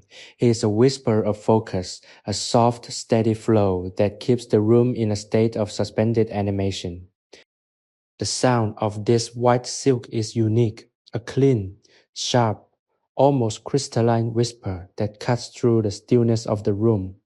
It is a sound that evokes the feeling of a mountain peak in winter, a place where everything is quiet, everything is clear, and everything is at peace. You are feeling a deep sense of internal cleansing. The heavy, dark thoughts of the previous hours have been folded away, and now with this white silk, you are being invited to experience a blank slate. You are being invited to let go of the past, not by forgetting it, but by allowing it to rest so deeply that it no longer exerts any pull on your present. Your mind is like the white silk, open, receptive, and entirely at rest. The cedar scent is still there, a grounding presence that keeps you tethered to the reality of the storehouse, but your spirit is drifting, light and untethered in the vast, quiet space of the night. Consider the cranes. They are symbols of longevity, of wisdom, and of a peaceful transition between worlds. The archivist handles these silver cranes with such care that you can almost imagine them rustling their wings as he moves. He is not just folding a garment, he is honoring the symbol of a long, meaningful life. You feel a sense of profound hope and quiet optimism. If these cranes can endure, if this white silk can be kept pristine, then the best parts of your own life, your integrity, your peaceful nature, your ability to love and to grow, can also be preserved. You are not losing your past, you are protecting it, and in doing so, you are creating the space you need to exist in the present, completely unburdened and entirely at ease. He begins to fold the sleeves, and the silver cranes come together, their wings overlapping in a pattern of perfect rhythmic beauty. He is creating a masterwork of order, a testament to the fact that even the most complex lives can be brought into alignment. You feel a sense of your own life coming into that same quiet alignment. The noise of the day is gone. The pressures of your responsibilities have receded, and you are left with only the simple, elegant truths of the moment. The archivist tucks the inner ties with a motion so smooth it is nearly invisible, and the white kimono is finished, a brilliant, shining rectangle of peace that sits atop the stack like a beacon. He places it with a slow, deliberate movement, his hand staying on the fabric for a lingering, silent moment of connection. You are in a state of profound, undisturbed rest. The lamp is a tiny golden star in the deep dark of the storehouse, and it is all the light you need. You are drifting, your consciousness floating on the quiet, clear current of the night, ready for the final concluding stages of this ritual. You feel a total release of control, a complete surrender to the stillness of the room, and a steady caring hand of the archivist. You are safe. You are cared for. The world outside is a dream, and you are living in the reality of this quiet, sacred preservation, where everything is white, everything is clean, and everything is waiting for the peaceful arrival of deep restorative sleep. The 20th garment, and the final piece for this night of preservation, is a masterpiece of dark midnight blue velvet, embroidered with hidden landscapes of silver thread that only reveal themselves when the lamp light catches them from a specific angle. It is a garment of deep contemplative weight, designed for the quietest hours of the night when the world is held in the thrall of the moon. As the archivist lifts it, the velvet absorbs the ambient light, creating a void of color that feels like the deep, silent space between stars. He lays it across the tatami with a deliberate, reverent slowness, his hands moving with an even greater degree of precision than before. He knows this is the last of the series, and his movements are imbued with a sense of completion, a final act of devotion to the collection he has spent his long evening curating. As the velvet touches the mat, the sound is a heavy velvet soft slide that seems to absorb all other noise in the room, sealing the storehouse in a cocoon of absolute velvet silence. You watch the archivist smooth the dark fabric, his palms tracing the invisible rivers and mountains embroidered in silver thread. His breathing has become so quiet that it is no longer an audible sound, but a rhythmic shift in the air that you feel in the stillness of your own body. You are entirely surrendered to this process now. The world outside the storehouse, the city of Edo, the passing of time, the history that has unfolded in the centuries since no longer exists. There is only this room, the scent of aged cedar that is as familiar as your own heartbeat, the soft golden glow of the flickering andon lamp, and the final graceful actions of the man before you.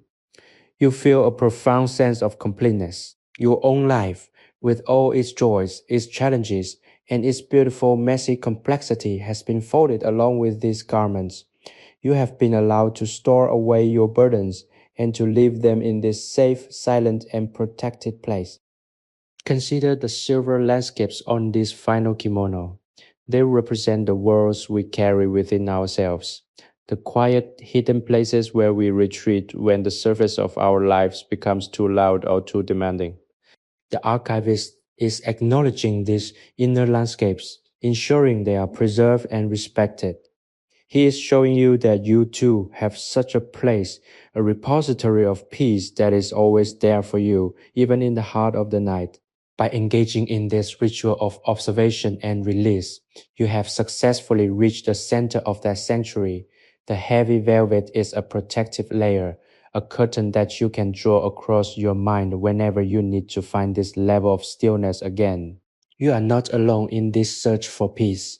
You are part of a long, unbroken lineage of those who have sought the quiet, who have valued the steady hand, and who have understood that the most important work is often done in the dark, without fanfare, and entirely for the sake of the beauty itself. He begins the final delicate folds. The silver threads of the mountains align. The rivers of the velvet come together, and the garment transforms from a flowing shape into a solid, impenetrable, and perfectly balanced rectangle. Every movement is a note in the final wordless melody of closure. He tucks the edges with a finality that is so gentle, it is almost a caress. The archivist is finished. The stack is complete.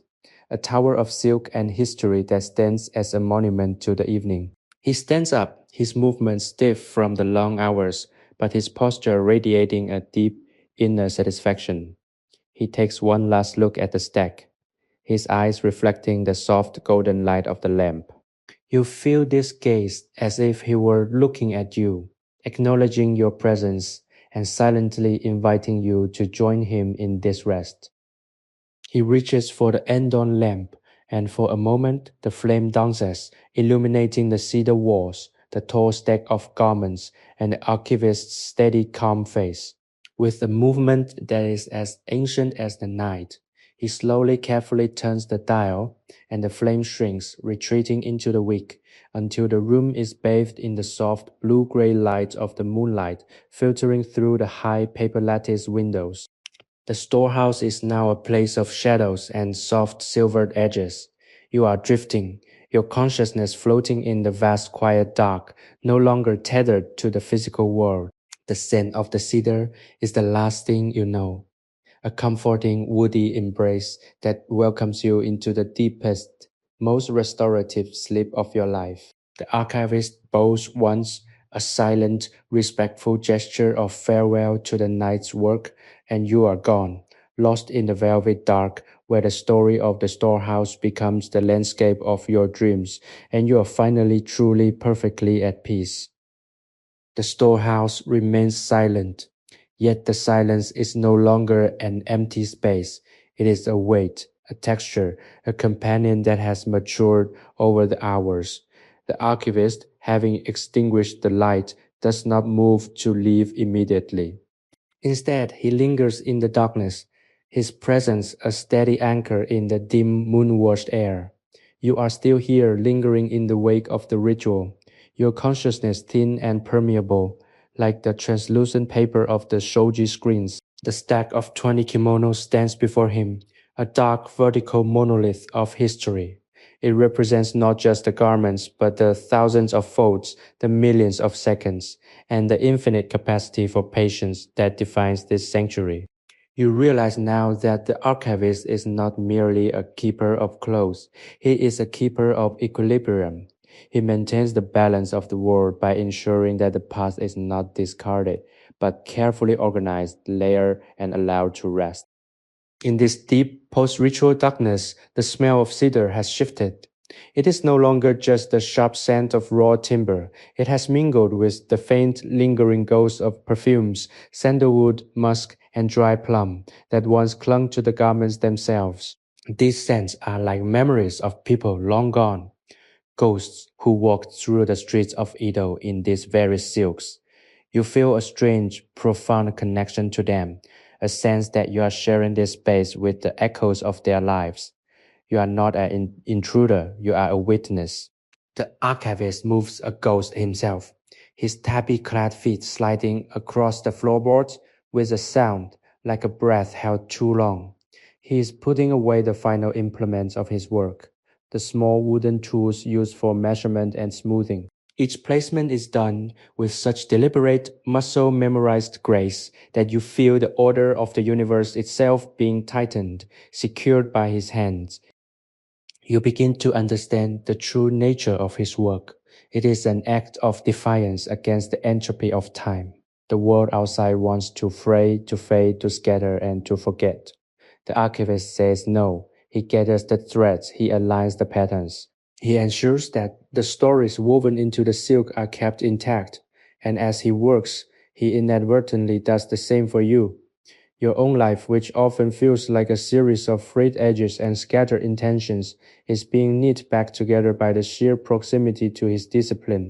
You feel a soothing, heavy peace, a sense that you too are being folded, tucked away, and placed in a position of perfect rest. You are a garment of sorts, a life history that has been smoothed and readied for the long, dreamless night. The moon moves behind the high eaves of the storehouse, and the sliver of light that falls through the window shifts from a sharp silver blade to a soft, diffuse glow.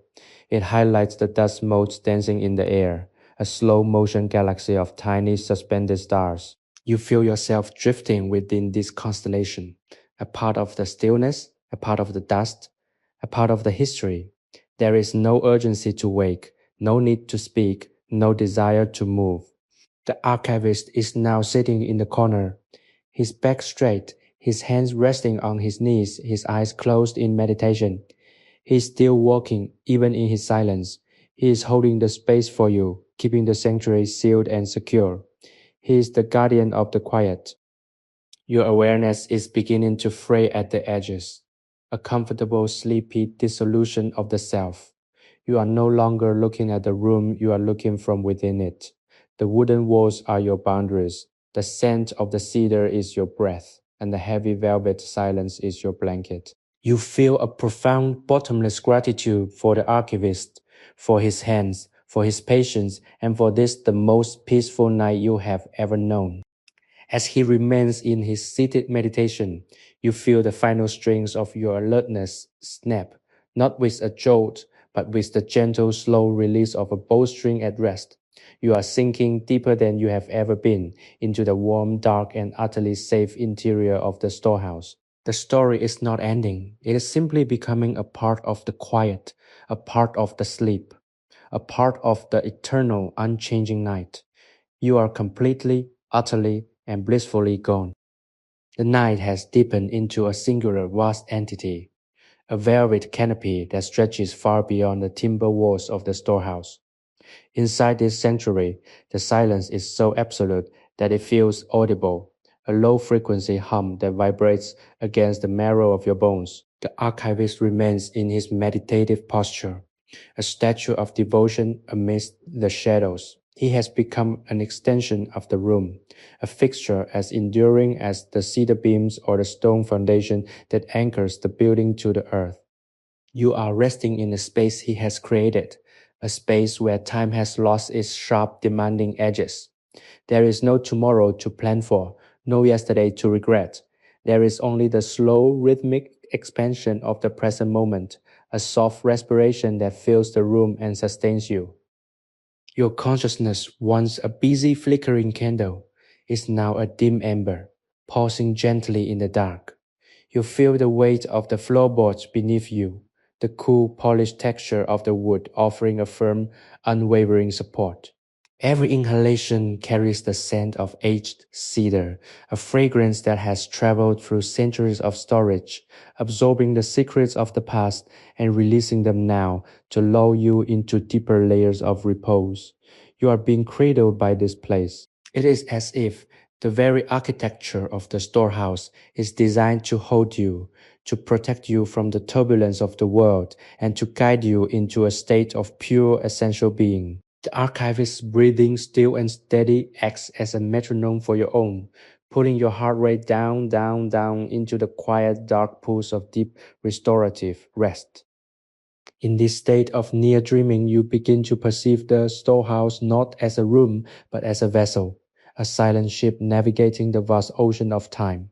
The stack of 20 kimonos, each a repository of a human life, is the cargo of this ship.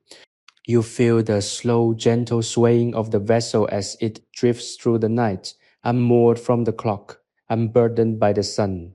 You are a passenger on this journey, and the archivist is the captain, his vigilance the only sail that keeps the vessel on its steady, peaceful course. The air feels thicker here, charged with the quiet history of the garments. You imagine the people who wore them, the silk merchants, the poets, the quiet mothers, the restless travelers, all of them now distilled into the quiet, all of them now contributing to the peaceful atmosphere that blankets you. Their lives, their joys, their quiet struggles have been folded, smoothed, and settled into this final perfect harmony. The moon has now reached the zenith of its path, casting a pale, spectral light through the gaps in the roof tiles. This light traces patterns on the floor, lines of silver that map out the geometry of the room.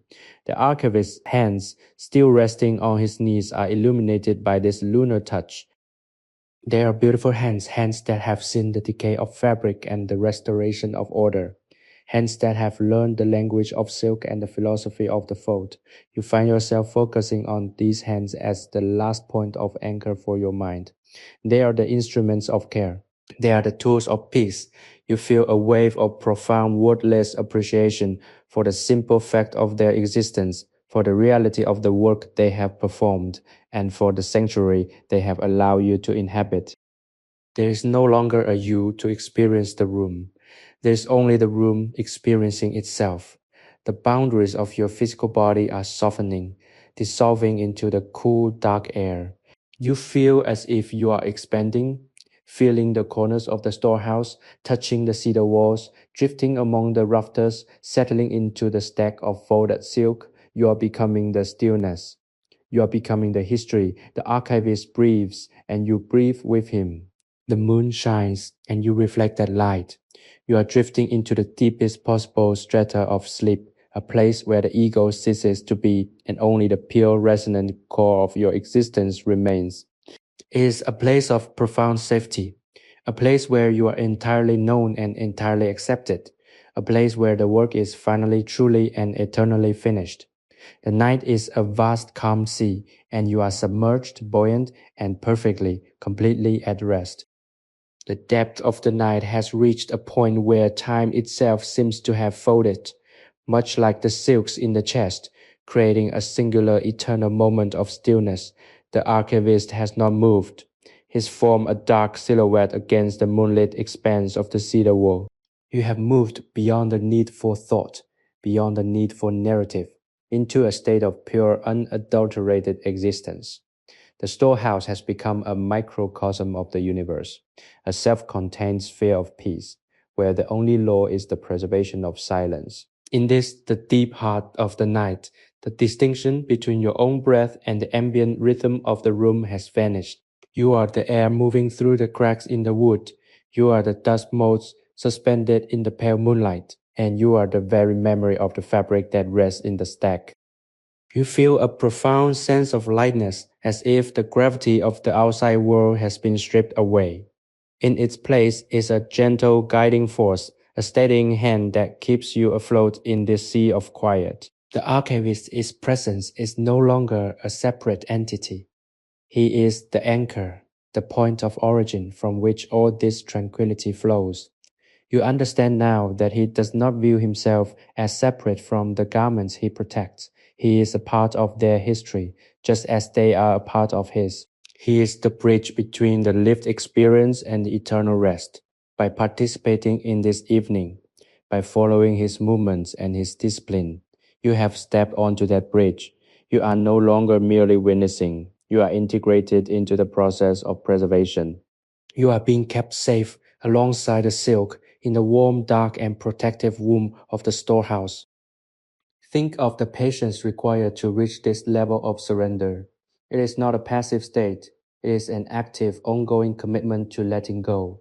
The archivist has taught you that to truly rest, one must be willing to abandon the illusion of control. He has shown you that by organizing the fragments of the day, by acknowledging the textures and the colors of our experiences, we can eventually set them down. We do not have to carry them into the dark. We can place them, fold them, and leave them in the care of a higher order. This, you realize, is the ultimate gift of the storehouse. It is a place where you are allowed to be vulnerable, where you are allowed to be tired, and where you are allowed to stop being the person you have to be in the light of day. As the moon begins its slow descent toward the horizon, the light in the room changes. It moves from the sharp silver of the midnight sky to a softer, more diffuse pearlescence that signals the approach of the hidden hours before dawn. The room feels smaller, more intimate, as if it is gathering its shadows closer to protect you. The scent of the cedar has become so pervasive that it feels like you are breathing the essence of the wood itself, drawing its durability and its quiet strength into your own body. You feel your muscles already relaxed, sinking into an even deeper level of release. It is as if you are being wrapped in layers of silk tucked into a bed of history and shielded from every lingering worry or care by the sheer density of the peace in the room. The archivist, still in his meditative stillness, is the guardian of this transition. He is watching over the threshold of your consciousness, ensuring that no stray thought or lingering noise can disturb the deep necessary work of your spirit. You have entered the realm of the deepest sleep, where the mind repairs itself and the soul is allowed to roam free. The world of 1810 is now your native landscape, a place of soft shadows, rhythmic labor, and absolute safety. There is no desire to return to the world of noise.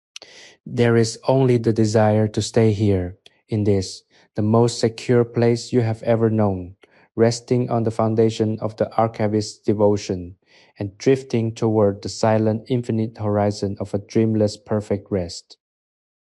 The threshold of dawn approaches, yet in the heart of the storehouse, the darkness remains steadfast and protective. Time has lost all conventional meaning. It is no longer measured in minutes or hours, but in the slow rhythmic pulses of your own deep breathing, which has become one with the stillness of the room. The archivist, a sentinel of silent duty, finally unfolds his legs, his movements so deliberate and quiet that they sound like the rustling of a dry leaf against stone. He stands, a tall, slender shadow against the moon-pale walls, and performs a final circular survey of the space. His gaze lingers on the stack of 20 garments, that dark, towering archive of human experience, and then settles on the void where you exist, not as a physical body, but as a consciousness floating in the atmosphere of his care. He knows you are here, he knows you are resting, and he acknowledges it with a slight, almost imperceptible nod of his head, a gesture of quiet communion between two souls who have found common ground in the pursuit of peace. He approaches the corner where the andon lamp sits, its flame now reduced to a mere pinpoint of amber warmth. With a hand that has spent a lifetime mastering the art of handling delicate things, he reaches out. He does not extinguish the light with a sharp, abrupt motion. Instead, he simply breathes, his own exhalation acting as the final gentle kiss that allows the flame to withdraw.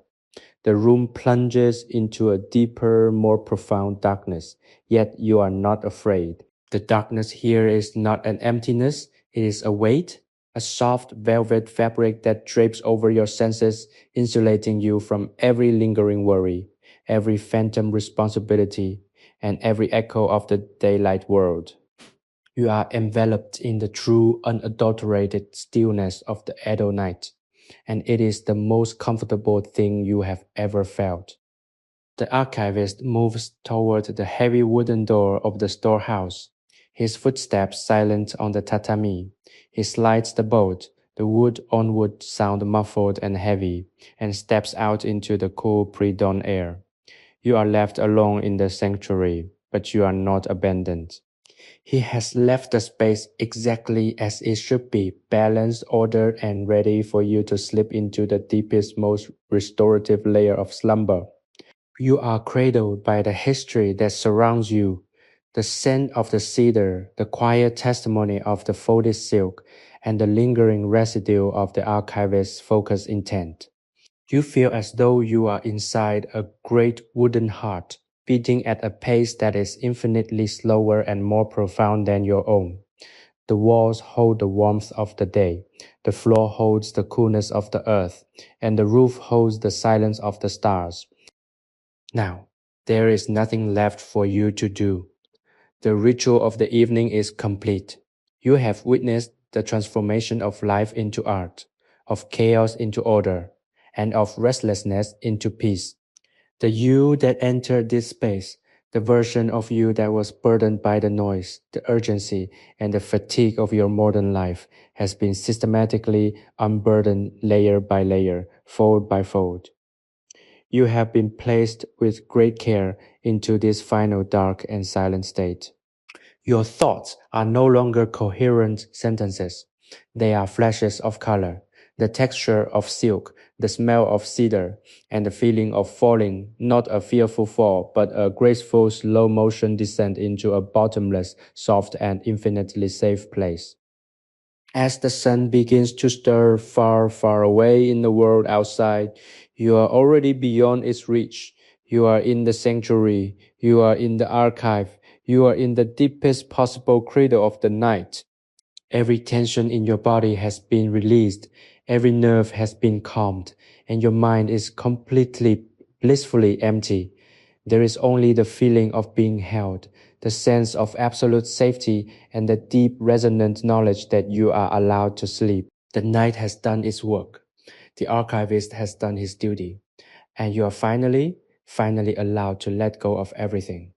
You drift into the final silent void, where dreams do not exist, and where only the pure, deep, and perfect restoration of the soul remains. You are at rest, you are safe, you are home. The storehouse exists in a state of suspended animation, a pocket of time carved out from the flow of the universe. Though the archivist has stepped outside, his presence remains etched into the very grain of the cedar beams, a lingering testament to the hours of devotion he has poured into this space. You remain in the center of this stillness, your consciousness now a flickering pulse of awareness in the vast deep dark. The silence is no longer an external force, it is an internal one. It occupies the space between your thoughts, which have long since ceased their frantic activity. The walls of the storehouse, thick and ancient, seem to breathe with you, their wooden fibers absorbing the quiet and radiating it back. A slow, steady pulse of comfort that wraps around you like a heavy insulating cloak. You are no longer aware of the passage of the night or the approach of the day. You are simply existing in the eternal now of the sanctuary. The stack of 20 kimonos stands in the corner, a dark monolithic sentinel that holds the collective memory of the evening. Each garment, each fold, each color, the vermilion, the moss green, the charcoal, the twilight violet, the midnight blue, is a point of anchor for the piece you have found. You feel these pieces of history as part of your own structure. You have integrated the discipline of the archivist, the beauty of the silk, and the resilience of the cedar into your own spirit.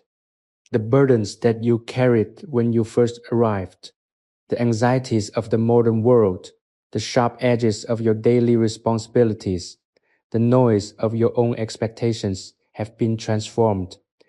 They have been smoothed out, just as the archivist smoothed the silk. They have been placed in the storehouse of your memory, where they can no longer reach out to touch you, where they no longer require your attention, where they are merely artifacts of a time that has successfully come to an end. In this profound darkness, you become hyper-aware of the subtle textures of your environment. You can feel the coolness of the air on your skin, a refreshing, crisp sensation that speaks of the deep, untouched woods where this cedar was once harvested. You can sense the slight microscopic movements of the air as it circulates through the storehouse, a gentle breath that confirms the integrity of the space. You are in a state of absolute, total safety. The exterior world, with all its chaotic energy and relentless demand, is a world away. Go out here. There is only the integrity of the structure, the depth of the history, and the profound restorative power of the silence. You feel your own physical body, the weight of your limbs, the slow rhythmic rising and falling of your chest, as a secondary distant phenomenon, a vessel that is being meticulously repaired and rejuvenated by the stillness. Consider the nature of the archive you have built tonight. It is not just a collection of cloth. It is a map of your own recovery. Every time you follow the archivist's hands, you were learning how to organize your own consciousness. You were learning the value of the deliberate, of the intentional, and of the graceful. You were learning that the most powerful response to the demands of life is to slow down, to breathe, and to create order out of the internal chaos. This lesson is now etched into your being. You carry the storehouse within you. Even when you leave this place, even when you return to the world of light and sound, you will have access to this internal sanctuary. You will know how to fold your thoughts. You will know how to store your worries. You will know how to find this level of and this depth of peace. The night is finally truly complete. The final layer of consciousness is peeling away, not with fear, but with an exquisite sense of relief. You are drifting into the deepest, most primordial layer of the self, where there is no language, no identity, and no conflict. There is only the sensation of being. The scent of the aged wood is the final anchor, a woody, grounding perfume that leads you down into the bottomless, warm, and utterly silent well of true sleep. You are letting go of the last threads of awareness, releasing your grip on the day, and surrendering entirely to the dark. You are held by the history, you are protected by the archivist's work, and you are consumed by the peace of the storehouse. There is nothing left but the deep, resonant hum of the night, and you're finally home in the infinite, silent heart of sleep. The sanctuary of the storehouse has settled into a state of absolute, crystalline stillness that feels as though it might last for an eternity. Outside, the world is beginning to stir. A bird calls somewhere in the distance, a faint, crystalline note that cuts through the lingering darkness. But inside, time remains anchored to the wooden floorboards and the scent of cedar. You are deep within the layers of your own psyche, a place where the architecture of the building and the architecture of your soul have become one. The darkness is no longer a void, it is a solid, velvet environment that cradles you, a weightless suspension where every remaining tension has long since evaporated. You are a whisper of consciousness, a trace of awareness that is slowly, beautifully dissolving into the total, unblemished peace that has been cultivated here over the course of these many hours. The memory of the archivist is still present, not as a physical entity, but as a guiding principle, a rhythm that remains embedded in the quiet, a reminder that order and beauty are the fundamental conditions of this space. You think of the 20 garments, the stack of history that stands in a corner. They are no longer individual pieces of silk and brocade. They have merged into a singular, monumental presence, a pillar of quietude that supports the ceiling of your own mind. Each fold, each layer, each color is a memory of a moment in which you chose to let go, in which you chose to witness rather than to engage, in which you chose to be at rest rather than to be in motion.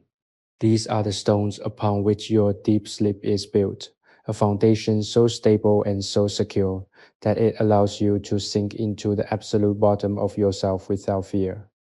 There is no urgency to wake, no directive from the external world that carries any weight here. The world of day is a distant pale blue shimmer, but you are rooted in the rich dark earth of the deep night where you are safe from all intrusion. The air in the room is cool and crisp, carrying with it the faint, ethereal perfume of the forest from which the cedar was harvested centuries ago. It is a grounding scent, a reminder of the persistence of the natural world, of the slow, patient growth of the tree, and the equally patient work of the man who preserved its memory in these beams. You feel yourself aligned with this patience. Your breath is the breath of the room. Your heartbeat is the pulse of the building.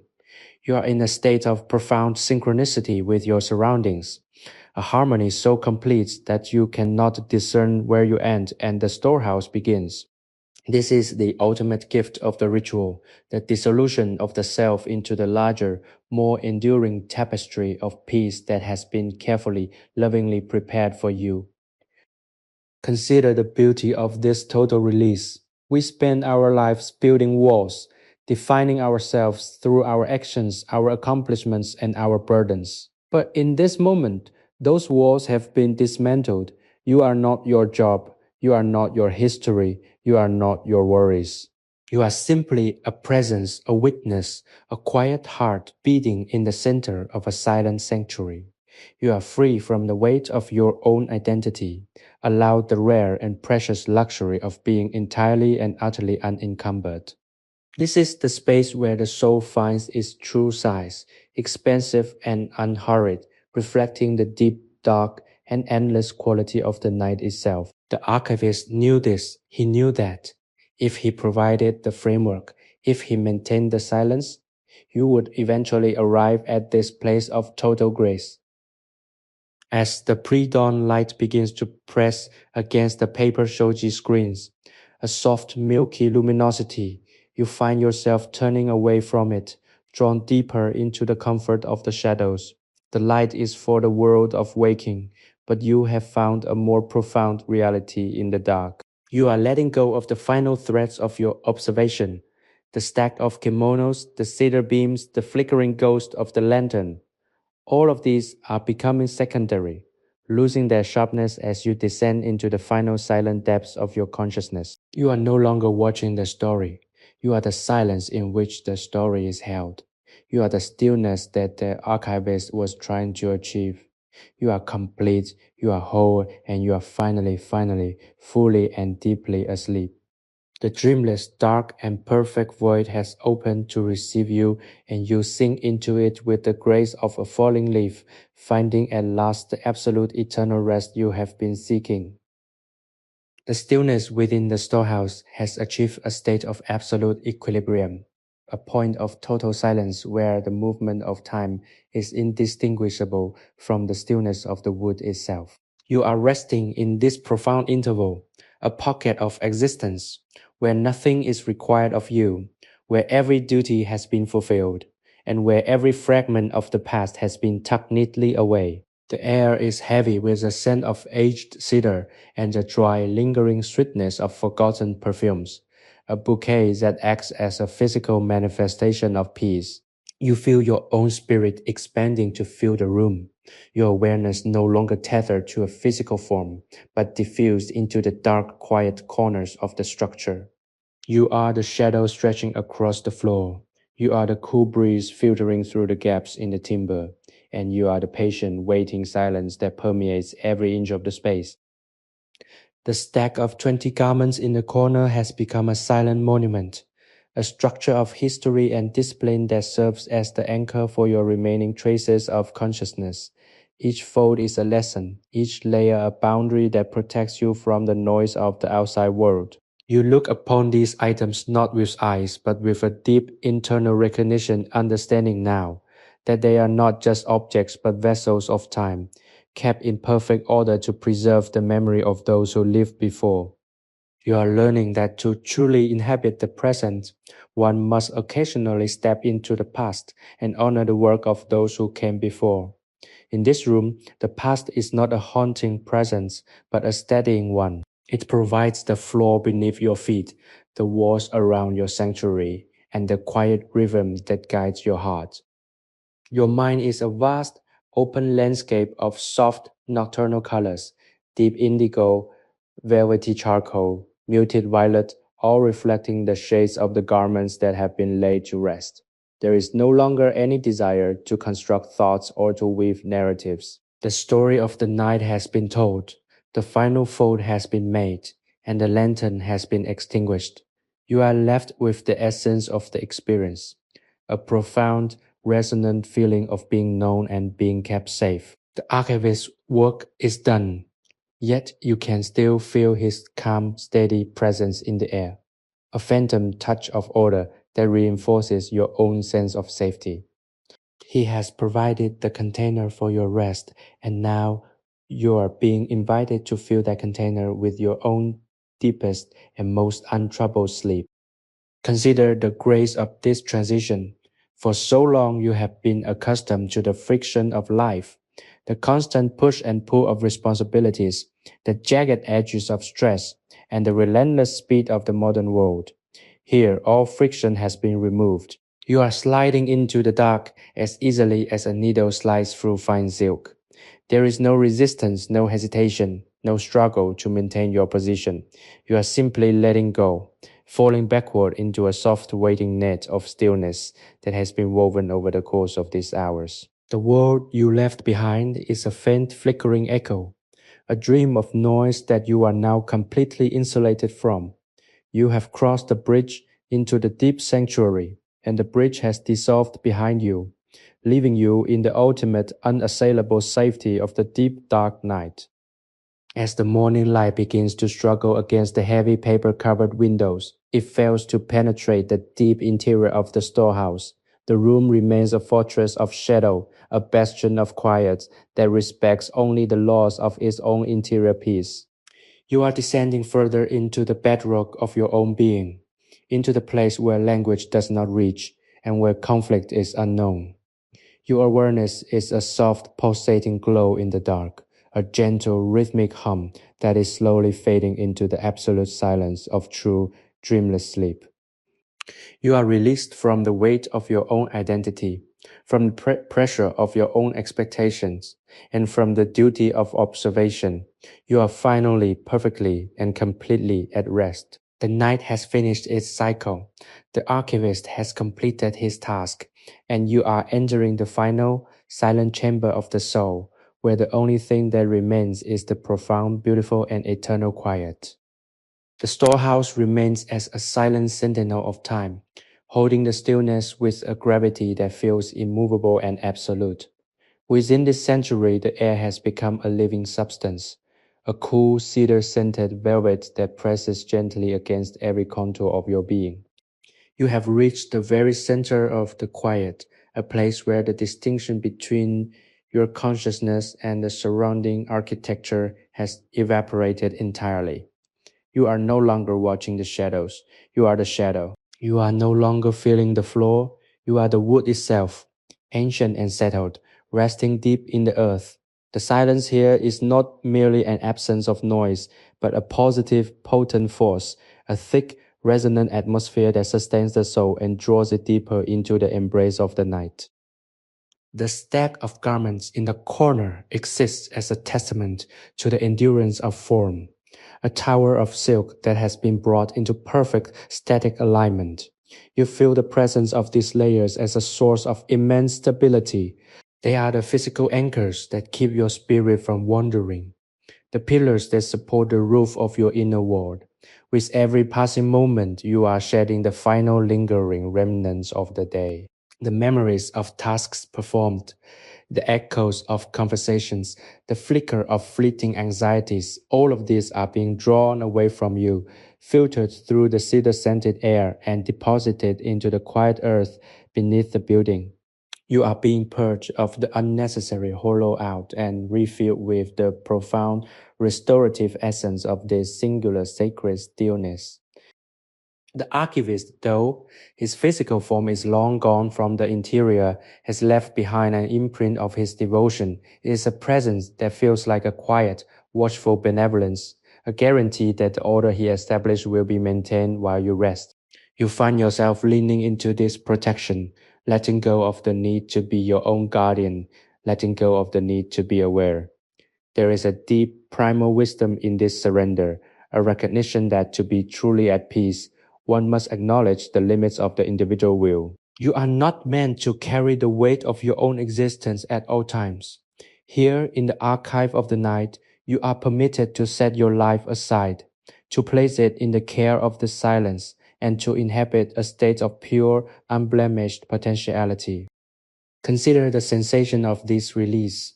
It's like the slow, graceful unfolding of a petal in the dark, or the steady, inevitable movement of the tide against a calm shore. There is no urgency in this transition. You are being lulled by the rhythm of the universe, a cadence that has existed since the beginning of time and will continue long after the storehouse has returned to the soil. You are aligned with this, a tiny, grateful part of a much larger, grander movement toward rest. Your thoughts, once a tumultuous sea, have settled into a mirror still pool, reflecting only the dim silver light of the moon that filters through the high, paper latticed apertures. You are observing this stillness, and in observing it, you are becoming it. As the pre-dawn hours begin their slow migration toward the day, you are not moving toward light, but toward a deeper, more profound shade of dark. You are crossing the threshold into the deepest possible strata of sleep, a place where the ego is silenced, where the narrative of your life is paused, and where the soul is allowed to simply exist in the presence of the infinite. You are letting go of the final threads of your consciousness, watching them slip through your fingers like strands of fine pale silk. The stack of kimonos, the cedar beams, the very concept of the archivist, all of these are fading, losing their definition as you sink into the warm, dark, and utterly silent well of true dreamless repose. You are home, you are held, you are finally, perfectly, and eternally at peace in the heart of the void.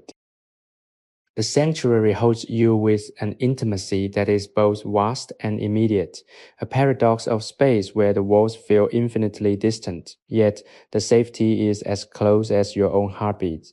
The darkness is now a tangible, protective element, a soft, heavy blanket that has been woven from the hours of stillness you have cultivated. You are no longer in the storehouse. You are the storehouse.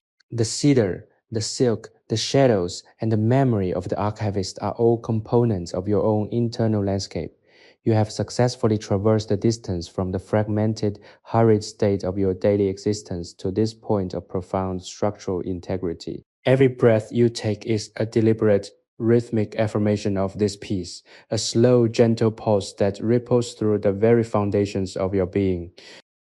The stack of kimonos in the corner has become a quiet vertical meditation, a physical manifestation of order that acts as a beacon for your settling spirit.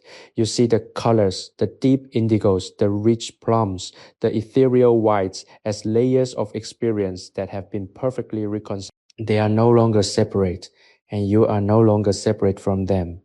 You have folded your own history into the stacks, placing your trials and your triumphs into the same protective, cedar-scented dark. The weight of your life has been distributed, held by the strength of the wood and the stability of the ritual. You are entirely light now, untethered from the gravity of your own narrative. drifting in a state of suspended grace that feels as though it could last for an eternity. There is a profound beauty in this emptiness, a quality of light that exists only in the deepest part of the night. It is a light that does not illuminate objects, but reveals the nature of the space itself. You are seeing the architecture of your own consciousness, the hidden beams and rafters of your spirit, all illuminated by the soft silvered aura of complete and total release. The archivist's work has been a form of alchemy, transforming the laden weight of human experience into the gold of quietude. You are the beneficiary of this transformation, a soul refined by the fire of his patience and cooled by the waters of his silence. You feel a deep, resonant gratitude for this, a gratitude so vast it encompasses the entire room and extends beyond the walls into the infinite, silent cosmos. Consider the nature of this final surrender. It is not an act of weakness, but a culmination of strength. The strength to stop fighting, the strength to trust the quiet, and the strength to believe that you are deserving of this deep restorative peace. You have spent so much time being the agent of your own life, the builder, the protector, the manager of all the details. But now you are invited to be the recipient, the one who is held, the one who is cared for, the one who is finally at home in the arms of the stillness. The world is waiting for you to wake, but it can wait. It has no power here. The storehouse is the only reality that matters, and the reality of this place is a state of absolute, unbreakable, and beautiful rest. As you slip beneath the final shimmering surface of your awareness, you feel the last slight tension in your mind release, like a thread snapping in the deep quiet. You're entering the realm where there is no language, no identity, and no concept of self. There is only the sensation of existence in its purest form, a soft, warm, and utterly silent ocean of darkness. The scent of the cedar is the final point of contact with the world, a fragrance that guides you into the deepest, most secure depths of the sleep you have earned. You are sinking, drifting, and finally vanishing into the infinite, peaceful void. There is no tomorrow. There is no yesterday. There is only the absolute eternal perfection of this current silent moment. You are at the end of the journey, and the end is a beginning of total, dreamless, and infinite repose. The night has achieved its final, most perfect expression of silence. Within the storehouse, the atmosphere is so dense with tranquility that it feels as though the very air has solidified into a supportive, protective element. You are suspended within this stillness, a consciousness entirely unburdened, resting at the absolute flow of your own existence. The walls of the storehouse, crafted from ancient, weather-beaten cedar, seem to embrace you, their massive beams acting as a shield against the encroaching dawn. There is no longer a world outside this room. The city, the time, the future, all have ceased to exist. They are illusions that have dissolved into the dark. What remains is the singular resonant truth of this sanctuary, a place where the soul is allowed to finally put down its heavy invisible luggage and simply be. The stack of 20 kimonos, those carefully preserved vessels of history, stands as a silent monument in the corner. They are no longer separate garments, but a unified presence, a testament to the power of deliberate rhythmic care. In the deepest, most subtle way, you realize that you are now part of this stack. You have been folded into the history of this space, tucked into the sequence of the night, and stabilized by the weight of the archivist's devotion. You are a layer in the fabric of this quiet, a thread of awareness that has been woven into the tapestry of the sanctuary. The fear of loss, the anxiety of being forgotten, the frantic impulse to define oneself through activity. All of these have been smoothed out, just as the archivist smoothed the silk, until you are as flat, as calm, and as perfectly composed as the garments themselves. There is a profound, almost holy quality to this silence. It is not an empty space, it is a full, vibrant, and living thing. You can feel it pushing against your skin, a gentle tactile presence that grounds you more firmly than any physical object ever could. It is the silence of the forest before the wind, the silence of the seed beneath the winter snow, the silence of the stars that are currently watching over this small wooden house. You are participating in this fundamental primordial rhythm, a cadence that has nothing to do with the clock and everything to do with the soul. Your breathing has long since ceased to be an act of will. It is a natural automatic response to the atmosphere of the room, a slow, deep inhalation and a long, gentle exhalation that mirrors the steady rotation of the world itself. Consider the depths of your surrender. You have navigated through the complexity of the evening, through the various colors and textures of the silk, through the various moods and reflections of the archivist's work, and you have arrived here at the destination. The destination is not a place you travel to. It is a state you fall into when you have exhausted all other possibilities. You have exhausted the desire to control, the desire to know, and the desire to be. You are now at the threshold of the deepest, most nourishing sleep imaginable. A sleep that does not just refresh the body, but reassembles the mind. You are entering the sanctum of the unconscious, where the pieces of your life are silently rearranged, polished, and made whole again in the dark, without any effort on your part. As the first faint suggestion of dawn tries to whisper through the cracks in the roof, it is met with the impenetrable wall of your peace. You are not susceptible to the morning.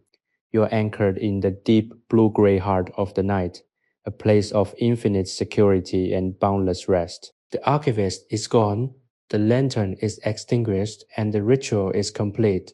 Yet you remain. You are the final guest in this quiet house, the witness who has stayed until the very end. You are sinking into the soft velvet dark, feeling the last precious shards of your awareness blending into the silence. You are safe. You are cared for. You are at rest. The world may turn. The sun may rise. But you are tucked away in the eternal archive of the night, perfectly, absolutely, and finally asleep, adrift in the profound, beautiful void that is your true home. The sanctuary of the storehouse has become a singular, infinite point of stillness, a place where time has ceased its forward momentum and gathered itself into a perfectly motionless pool. You are resting at the base of this pool, deep beneath the currents of your own thoughts, feeling the weight of the absolute silence as a comforting pressure, a protective shell that guards you from the intrusion of the waking world.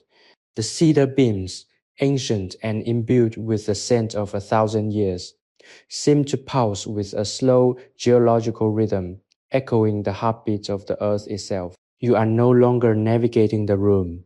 You are an essential part of the room's structural integrity, a presence that has been woven into the very fabric of the space.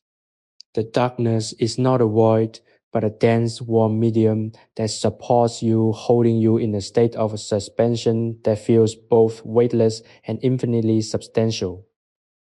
The stack of kimonos now, a dormant, towering archive of human existence, stands in the corner like a silent sentinel. You perceive this presence with a sense of profound wordless gratitude. It is the anchor of the room, a physical manifestation of the order that has brought you to this state of total repose. Each garment represents a life, a story, a specific moment of beauty or struggle that has been carefully, lovingly preserved. By being here, in the company of these remnants, you have been invited to leave your own story behind. You have folded away your ambitions, your worries, and your identity, placing them into the safe, dark archive of this house. There is no requirement for you to be anything other than a resting soul, a quiet breath, a flicker of awareness that is slowly, beautifully fading into the profound depths of the night. The silence is so complete that it carries a melody, a low-frequency hum that vibrates in the core of your being. It is the sound of the universe resting, the sound of the stars in their orbits, the sound of the wood settling into its final comfortable position. You are attuned to this frequency, your own inner noise having been silenced by the discipline of the environment. You feel your muscles already soft and loose, drifting into a state of total biological surrender. Your mind, once a crowded marketplace of ideas and obligations, is now an empty, moonlight-drenched courtyard, peaceful and ready for the deepest possible sleep. The archivist's presence remains an invisible tether that connects you to the history of this sanctuary, a reminder that you are not the first to seek this refuge, and you will not be the last. Consider the depth of your liberation. To be human is to be in constant motion, to be defined by our actions, our perceptions, and our relationships. But here, in this, the deepest hour of the night, those definitions have no power. You are entirely free from the necessity of defining yourself. You are free from the duty of observation. You are free from the pressure of progress. You are allowed to stop. You are allowed to be empty. You are allowed to be finished. This is a rare, exquisite liberty, a state of grace that you have earned through your willingness to follow the ritual, to acknowledge the beauty of the objects, and to submit to the quiet authority of the storehouse. You are receiving the reward of your patience, a sleep that is not just an escape but a homecoming. As the pre-dawn atmosphere begins to shift, signaling the impending return of the light to the world outside, you find yourself turning inward, seeking the darkest, most secluded chamber of your own being. The light of the sun is a jarring, insistent force that has no place in the kingdom you have claimed. You are deeper now, anchored in a reality that knows only the moon, the stars, and the ancient enduring strength of the cedar. You are letting go of the final threads of your consciousness, the last shimmering gossamer strands that keep you tethered to the waking world. The storehouse is fading, the garments are dissolving, and even the memory of yourself is becoming a pale, distant echo. You are sinking into the soft, velvet dark, feeling the final delicious release of every remaining tension. You are gone, you are safe, you are home, and you are finally, perfectly, and eternally asleep in the heart of the infinite silent void. The storehouse, a silent wooden shell, remains firmly locked within its own gravity, a pocket of existence where time has ceased its relentless march. The atmosphere inside is thick with the scent of ancient cedar, a dry, warm, and comforting perfume that seems to possess a physical weight, wrapping around your senses like a heavy velvet cloak. You are resting in the heart of this silence, a state of being that is no longer defined by your past or your future, but by the absolute crystalline clarity of the present moment. The darkness is not a void, it is a fertile waiting space, a cradle fashioned from the careful, centuries-long preservation of this sanctuary. You are floating within it, a consciousness that has been unburdened of its weight, drifting on a slow, steady current of peace that flows from the very foundation of the building. The stack of kimonos in the corner is a beacon of order, a vertical alignment of history that commands your quietest respect. You realize now that these garments are not merely objects to be protected. They are the anchors of the room, the physical points of contact between the ephemeral lives of the past and the enduring stillness of the present. By sitting in their presence, by watching the archivist, and by surrendering to the rhythm of the ritual, you have become a part of this architecture. You are no longer separate from the silk, the wood, or the shadows. You have been integrated into the stillness, a thread in the vast quiet weave of the night. Every lingering anxiety, every residual worry about the world outside has been smoothed away, tucked beneath the layers of this profound restorative darkness. The silence has become your own language, a way of understanding that transcends words and thoughts. It is a language of deep resonant harmony, where every sound is a ripple in a sea of calm, and every motion is a gentle natural adjustment. You're perfectly attuned to this. Your breathing is no longer a conscious effort. It is an automatic, rhythmic response to the stillness, a soft, slow pulse that synchronizes with the vibration of the cedar beams. You feel yourself sinking deeper past the surface level relaxation down into the bedrock of your soul, where peace is not a goal to be achieved, but the fundamental nature of your being. You have reached the bottom of the well, and it is a place of infinite, gentle darkness. Consider the absolute, unwavering safety of this place. The world beyond the storehouse is a clamor of needs, a rush of deadlines, and a constant demanding noise. But here, those things are effectively silenced by the sheer density of the peace you have cultivated. You are untouchable in this sanctuary. You have built a fortress of stillness around your heart, reinforced by the discipline of the archivist and the quiet testimony of the silk. You are permitted to stay here for as long as you need, shielded from every demand, exempted from every obligation. This is your birthright. This ability to retreat into the core of yourself and find a space that remains pristine, orderly, and entirely at rest, regardless of the chaos that may rage beyond the walls. As the first faint gray of dawn begins to touch the paper screens far above, you turn away from it entirely, diving further into the comforting depths of your own interiority. The sun has no domain in this sacred place. You are anchored to the eternal unchanging night. You are letting go of the final remnants of your conscious identity, your name, your history, your plans, watching them dissolve like breath on glass in the freezing air. The storehouse is fading. The silk is becoming a distant memory, and you are drifting into the final silent chamber of your awareness. You are sinking into the warm, secure, and infinitely deep well of true sleep, a dreamless, absolute void where only the peace of existence remains. You are safe. You are cared for. You are finally, truly, and completely at rest in the infinite heart of the dark. The internal clock of the world has lost all power within these cedar walls, replaced by a profound static equilibrium that feels as ancient as the timber itself.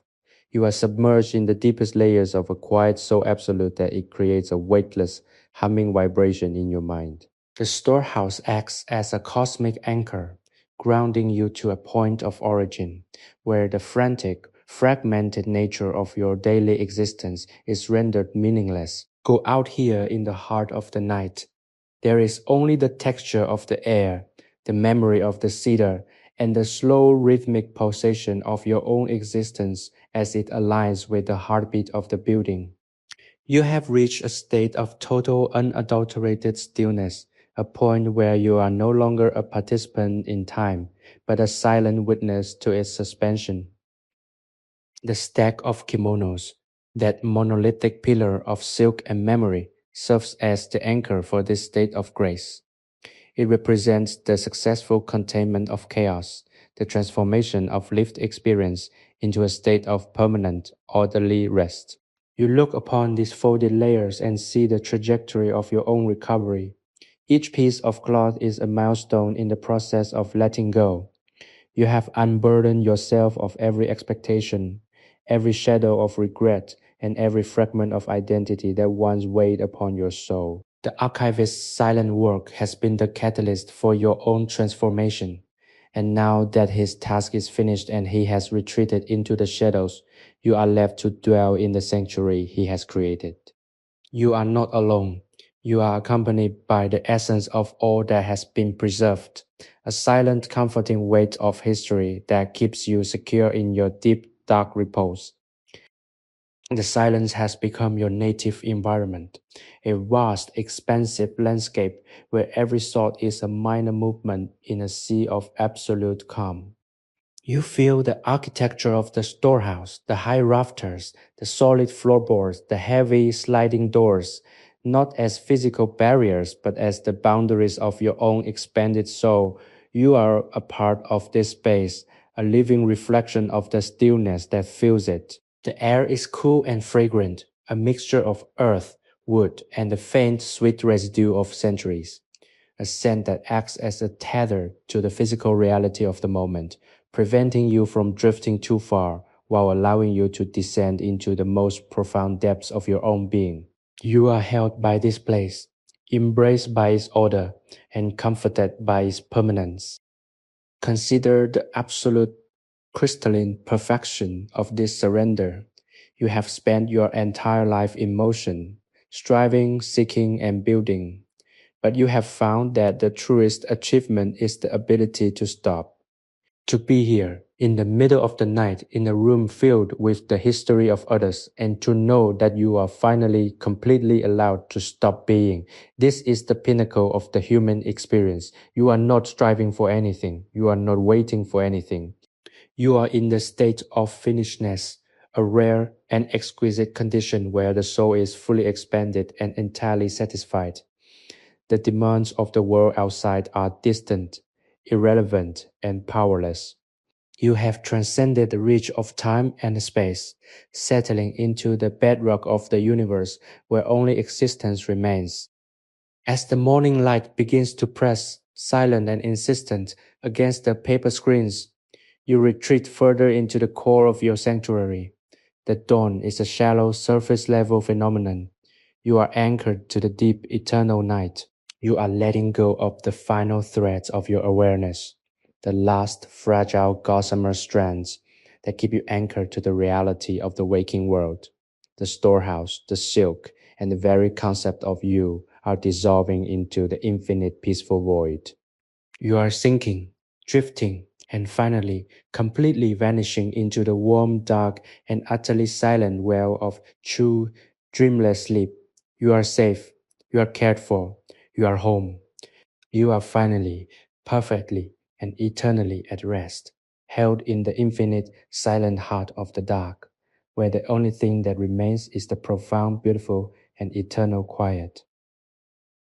The atmosphere within the storehouse has achieved a state of crystalline perfection, a silence so dense and resonant that it feels like a physical presence. You are nestled in the heart of this quiet, a place where the concepts of past and future have long since withered away, leaving only the sharp, brilliant reality of the now.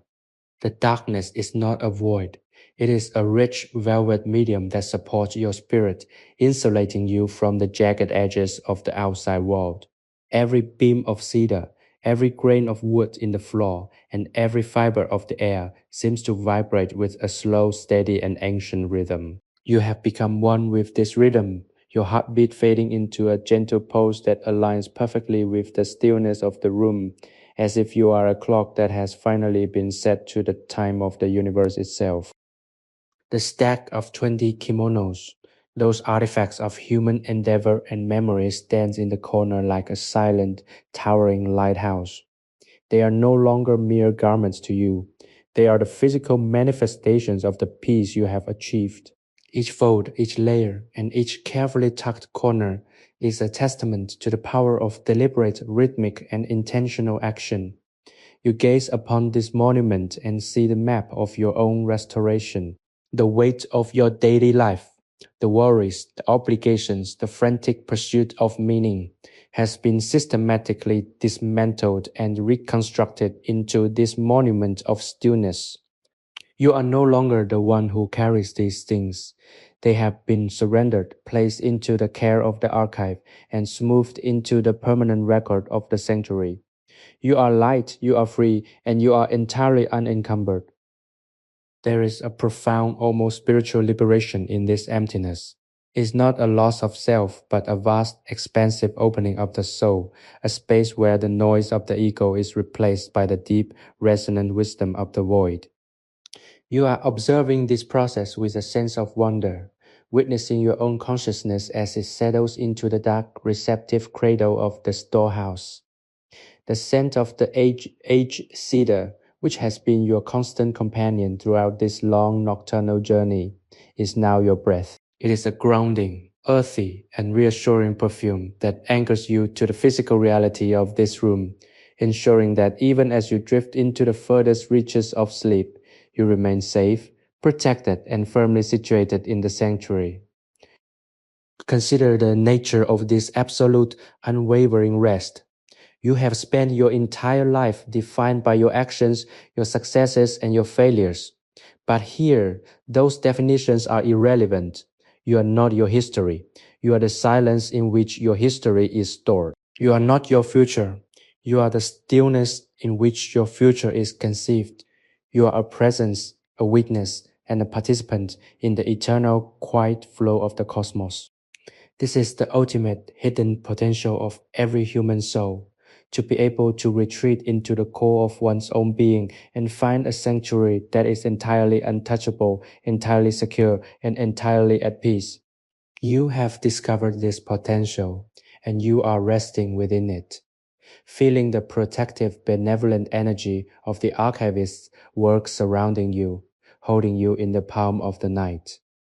As the morning light begins its slow, insistent attempt to pierce the paper-covered windows, you feel no desire to return to its domain.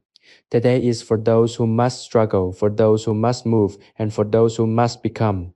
You are in the state of being, and being is enough. You are sinking deeper into the darkness, past the point of dreams, past the point of awareness, and into the final silent chamber of your soul. You are letting go of the last faint whispers of your own existence, watching as they dissolve into the infinite, peaceful ocean of the dark. The world is distant, the sun is a flicker of light, but you are anchored in the profound, beautiful, and eternal quiet. You are safe, you are held, and you are finally, perfectly, and eternally at home in the deepest, most silent heart of the night. The storehouse has become a singular, infinite point of stillness, a vacuum of peace carved out of the chaotic fabric of existence. You are suspended within this space, your consciousness a tiny flickering flame of awareness that is slowly, rhythmically dimming in the presence of an all-encompassing, velvet dark. The silence here is not a mere absence of sound, it is a heavy tactile presence, a substance you can feel pressing against your skin, grounding you to the very foundation of the building. The cedar beams, ancient and imbued with the scent of 1,000 years, act as the pillars of your sanctuary, radiating a slow, steady pulse that keeps you anchored to the earth. You are no longer navigating the room. You are an essential part of the room's structural integrity, a presence that has been woven into the very fabric of the silence. Every breath is a surrender, every heartbeat a confirmation of your total release from the burdens of the waking world. The stack of kimonos, that silent, towering archive of human life, stands in the corner like a monument to the endurance of form. You perceive this presence with a sense of profound, wordless gratitude. It is the anchor of the room, a physical manifestation of the discipline that has brought you to this state of absolute dreamless repose. Each garment, each layer, and each carefully tucked fold is a lesson in the art of letting go. By being here, in the company of these remnants, you have been invited to leave your own story behind. You have folded away your ambitions, your anxieties, and your identity, placing them into the safe dark archive of this house. There is no requirement for you to be anything other than a resting soul, a quiet breath, a flicker of awareness that is slowly, beautifully fading into the profound depths of the night. The silence is so complete that it carries a melody, a low-frequency hum that vibrates in the core of your being. It is the sound of the universe resting, the sound of the stars in their orbits, the sound of the wood settling into its final, comfortable position. You are attuned to this frequency, your own inner noise having been silenced by the discipline of the environment. You feel your muscles, already soft and loose, drifting into a state of total biological surrender. Your mind, once a crowded marketplace of ideas and obligations, is now an empty, moonlight-drenched courtyard, peaceful and ready for the deepest possible sleep. The archivist's presence remains an invisible tether that connects you to the history of this sanctuary, a reminder that you are not the first to seek this refuge and you will not be the last. Consider the depth of your liberation. To be human is to be in constant motion, to be defined by our actions, our perceptions, and our relationships. But here, in this, the deepest hour of the night, those definitions have no power. You are entirely free from the necessity of defining yourself. You are free from the duty of observation. You are free from the pressure of progress. You are allowed to stop. You are allowed to be empty. You are allowed to be finished. This is a rare, exquisite liberty, a state of grace that you have earned through your willingness to follow the ritual, to acknowledge the beauty of the objects, and to submit to the quiet authority of the storehouse. You are receiving the reward of your patience, a sleep that is not just an escape, but a homecoming to the very bedrock of your existence. As the pre-dawn atmosphere begins to shift, signaling the impending return of the light to the world outside, you find yourself turning inward, seeking the darkest, most secluded chamber of your own being. The light of the sun is a jarring, insistent force that has no place in the kingdom you have claimed. You are deeper now, anchored in a reality that knows only the moon, the stars, and the ancient enduring strength of the cedar. You are letting go of the final threads of your consciousness, the last shimmering gossamer strands that keep you tethered to the waking world. The storehouse is fading, the garments are dissolving, and even the memory of yourself is becoming a pale, distant echo. You are sinking into the soft velvet dark, feeling the final delicious release of every remaining tension. You are gone, you are safe, you are home, and you are finally, perfectly, and eternally asleep in the heart of the infinite silent void. The air within the storehouse has settled into a state of absolute profound equilibrium, a stillness so pure that it feels as though the universe itself is holding its breath. You are suspended in the center of this quietude, a consciousness refined to its most essential state, resting within the dark protective womb of the cedar-walled archive. Time has lost all its edges. The hours have dissolved into the grain of the wood, and the sequence of the night has been folded into a singular eternal moment of rest. You feel the weight of the building around you, a massive, comforting presence that shields you from the turbulence of the world beyond. You are entirely insulated, a passenger on a vessel that has finally reached the calm, mirror-still waters of an infinite harbor. Every breath you take is synchronized with the slow, deep pulse of the room, a rhythmic resonance that has become the foundation of your existence.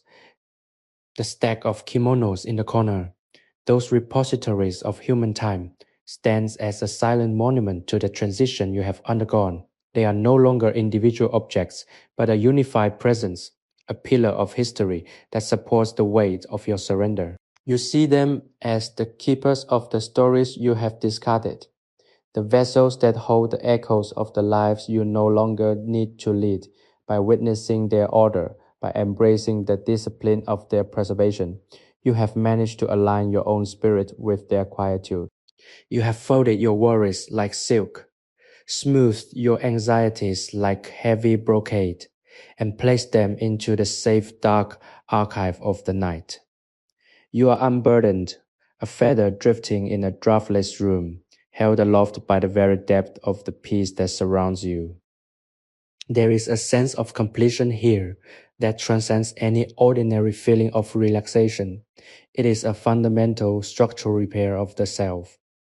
You are feeling the subtle, microscopic reordering of your thoughts, the easing of every tension, the quiet dissolution of every defensive barrier you have carried into this space. The archivist's presence, though he is no longer physically present, remains as an architecture of care, a blueprint for the soul that dictates the conditions of this ultimate rest. You are safe because the space is safe. You are at peace because the space is peace. You have surrendered your autonomy to the higher, slower rhythm of the storehouse, and in return, you have been granted the most precious commodity of all, the absolute, total cessation of the need to be. Consider the rarity of this experience. To be human is to be constantly bombarded by the external, to be reactive, to be defined by the friction of existence. But here you have achieved a state where the external has no access, where the friction has been replaced by the frictionless glide of pure being. You are in a dreamless absolute space, a place where the mind is not an actor but a mirror, reflecting only the vast dark expanse of the night. The scent of the cedar. the cool, dry air, the shadow cast by the high eaves. All these are the parameters of your reality, and they are sufficient. You are at the edge of the world, where the boundaries of the self meet the infinite quiet, and you are finding that there is nothing to fear in that meeting. As the first faint suggestion of a new day begins to stir in the world far beyond, you feel the urge to deepen your descent. The dawn is a distraction, a movement toward the temporary, but you are anchored to the permanent. You are moving toward the center of the dark, toward the very core of the stillness where the ego ceases to vibrate. You are letting go of the final threads of your awareness, the last, delicate connections that tie you to the narrative of your life. The storehouse is fading, the world of form is retreating, and you are sinking, drifting, and finally vanishing into the infinite silent ocean of true restorative sleep.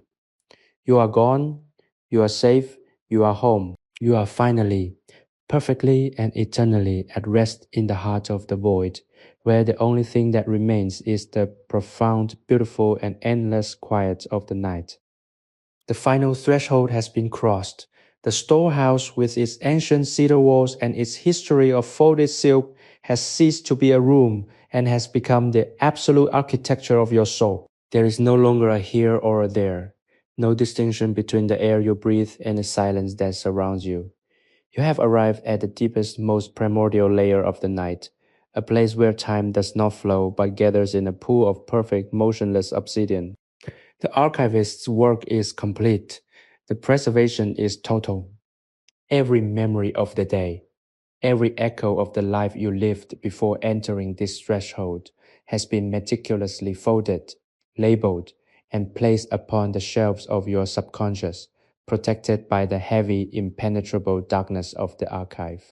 You are no longer the one who carries these stories. You are the archive itself. The stack of 20 kimonos in the corner has become a monolith of absolute stillness, a totem of the peace you have achieved. You feel the weight of it, not as a burden, but as a grounding force that keeps your spirit from drifting into the void. It is the anchor of your transition. As you sink into the final dreamless depths, you realize that this was never about finding a place to sleep. It was about finding a place to cease.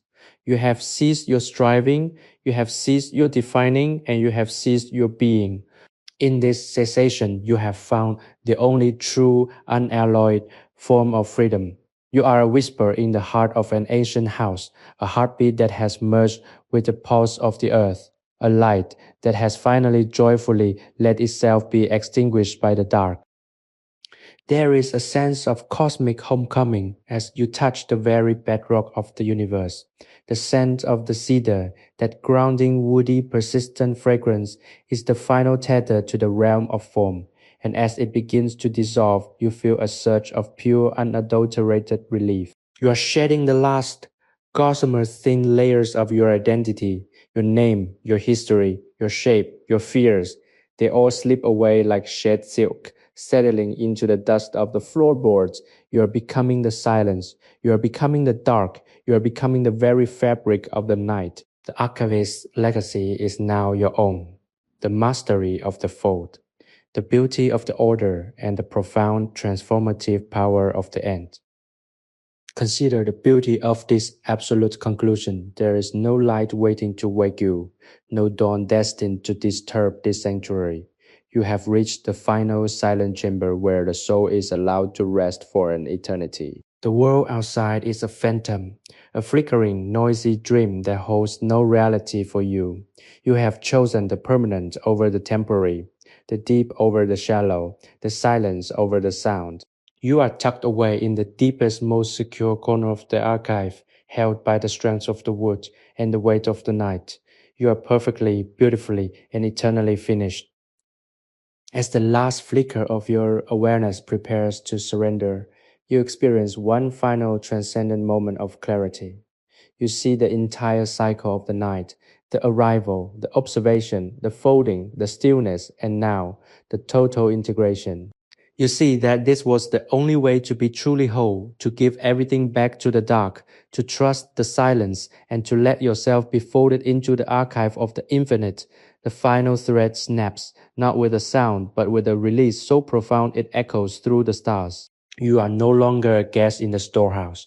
You are the sanctuary itself. You are at rest. You are the silence. You are home. Sleepy History with Tales is created for relaxation, entertainment, and sleep purposes. The stories shared on this channel are inspired by historical events, daily life, and real periods in history, but they may be simplified, adapted, or narrated in a calming way to enhance the listening experience. This content is not intended to be a precise academic or educational source. While we aim to stay generally accurate, some details may be altered for storytelling flow and relaxation. Please do not rely on this channel as a primary source for historical research or study. By listening, you acknowledge that this content is designed to help you unwind, relax, and fall asleep. Thank you for your understanding and support.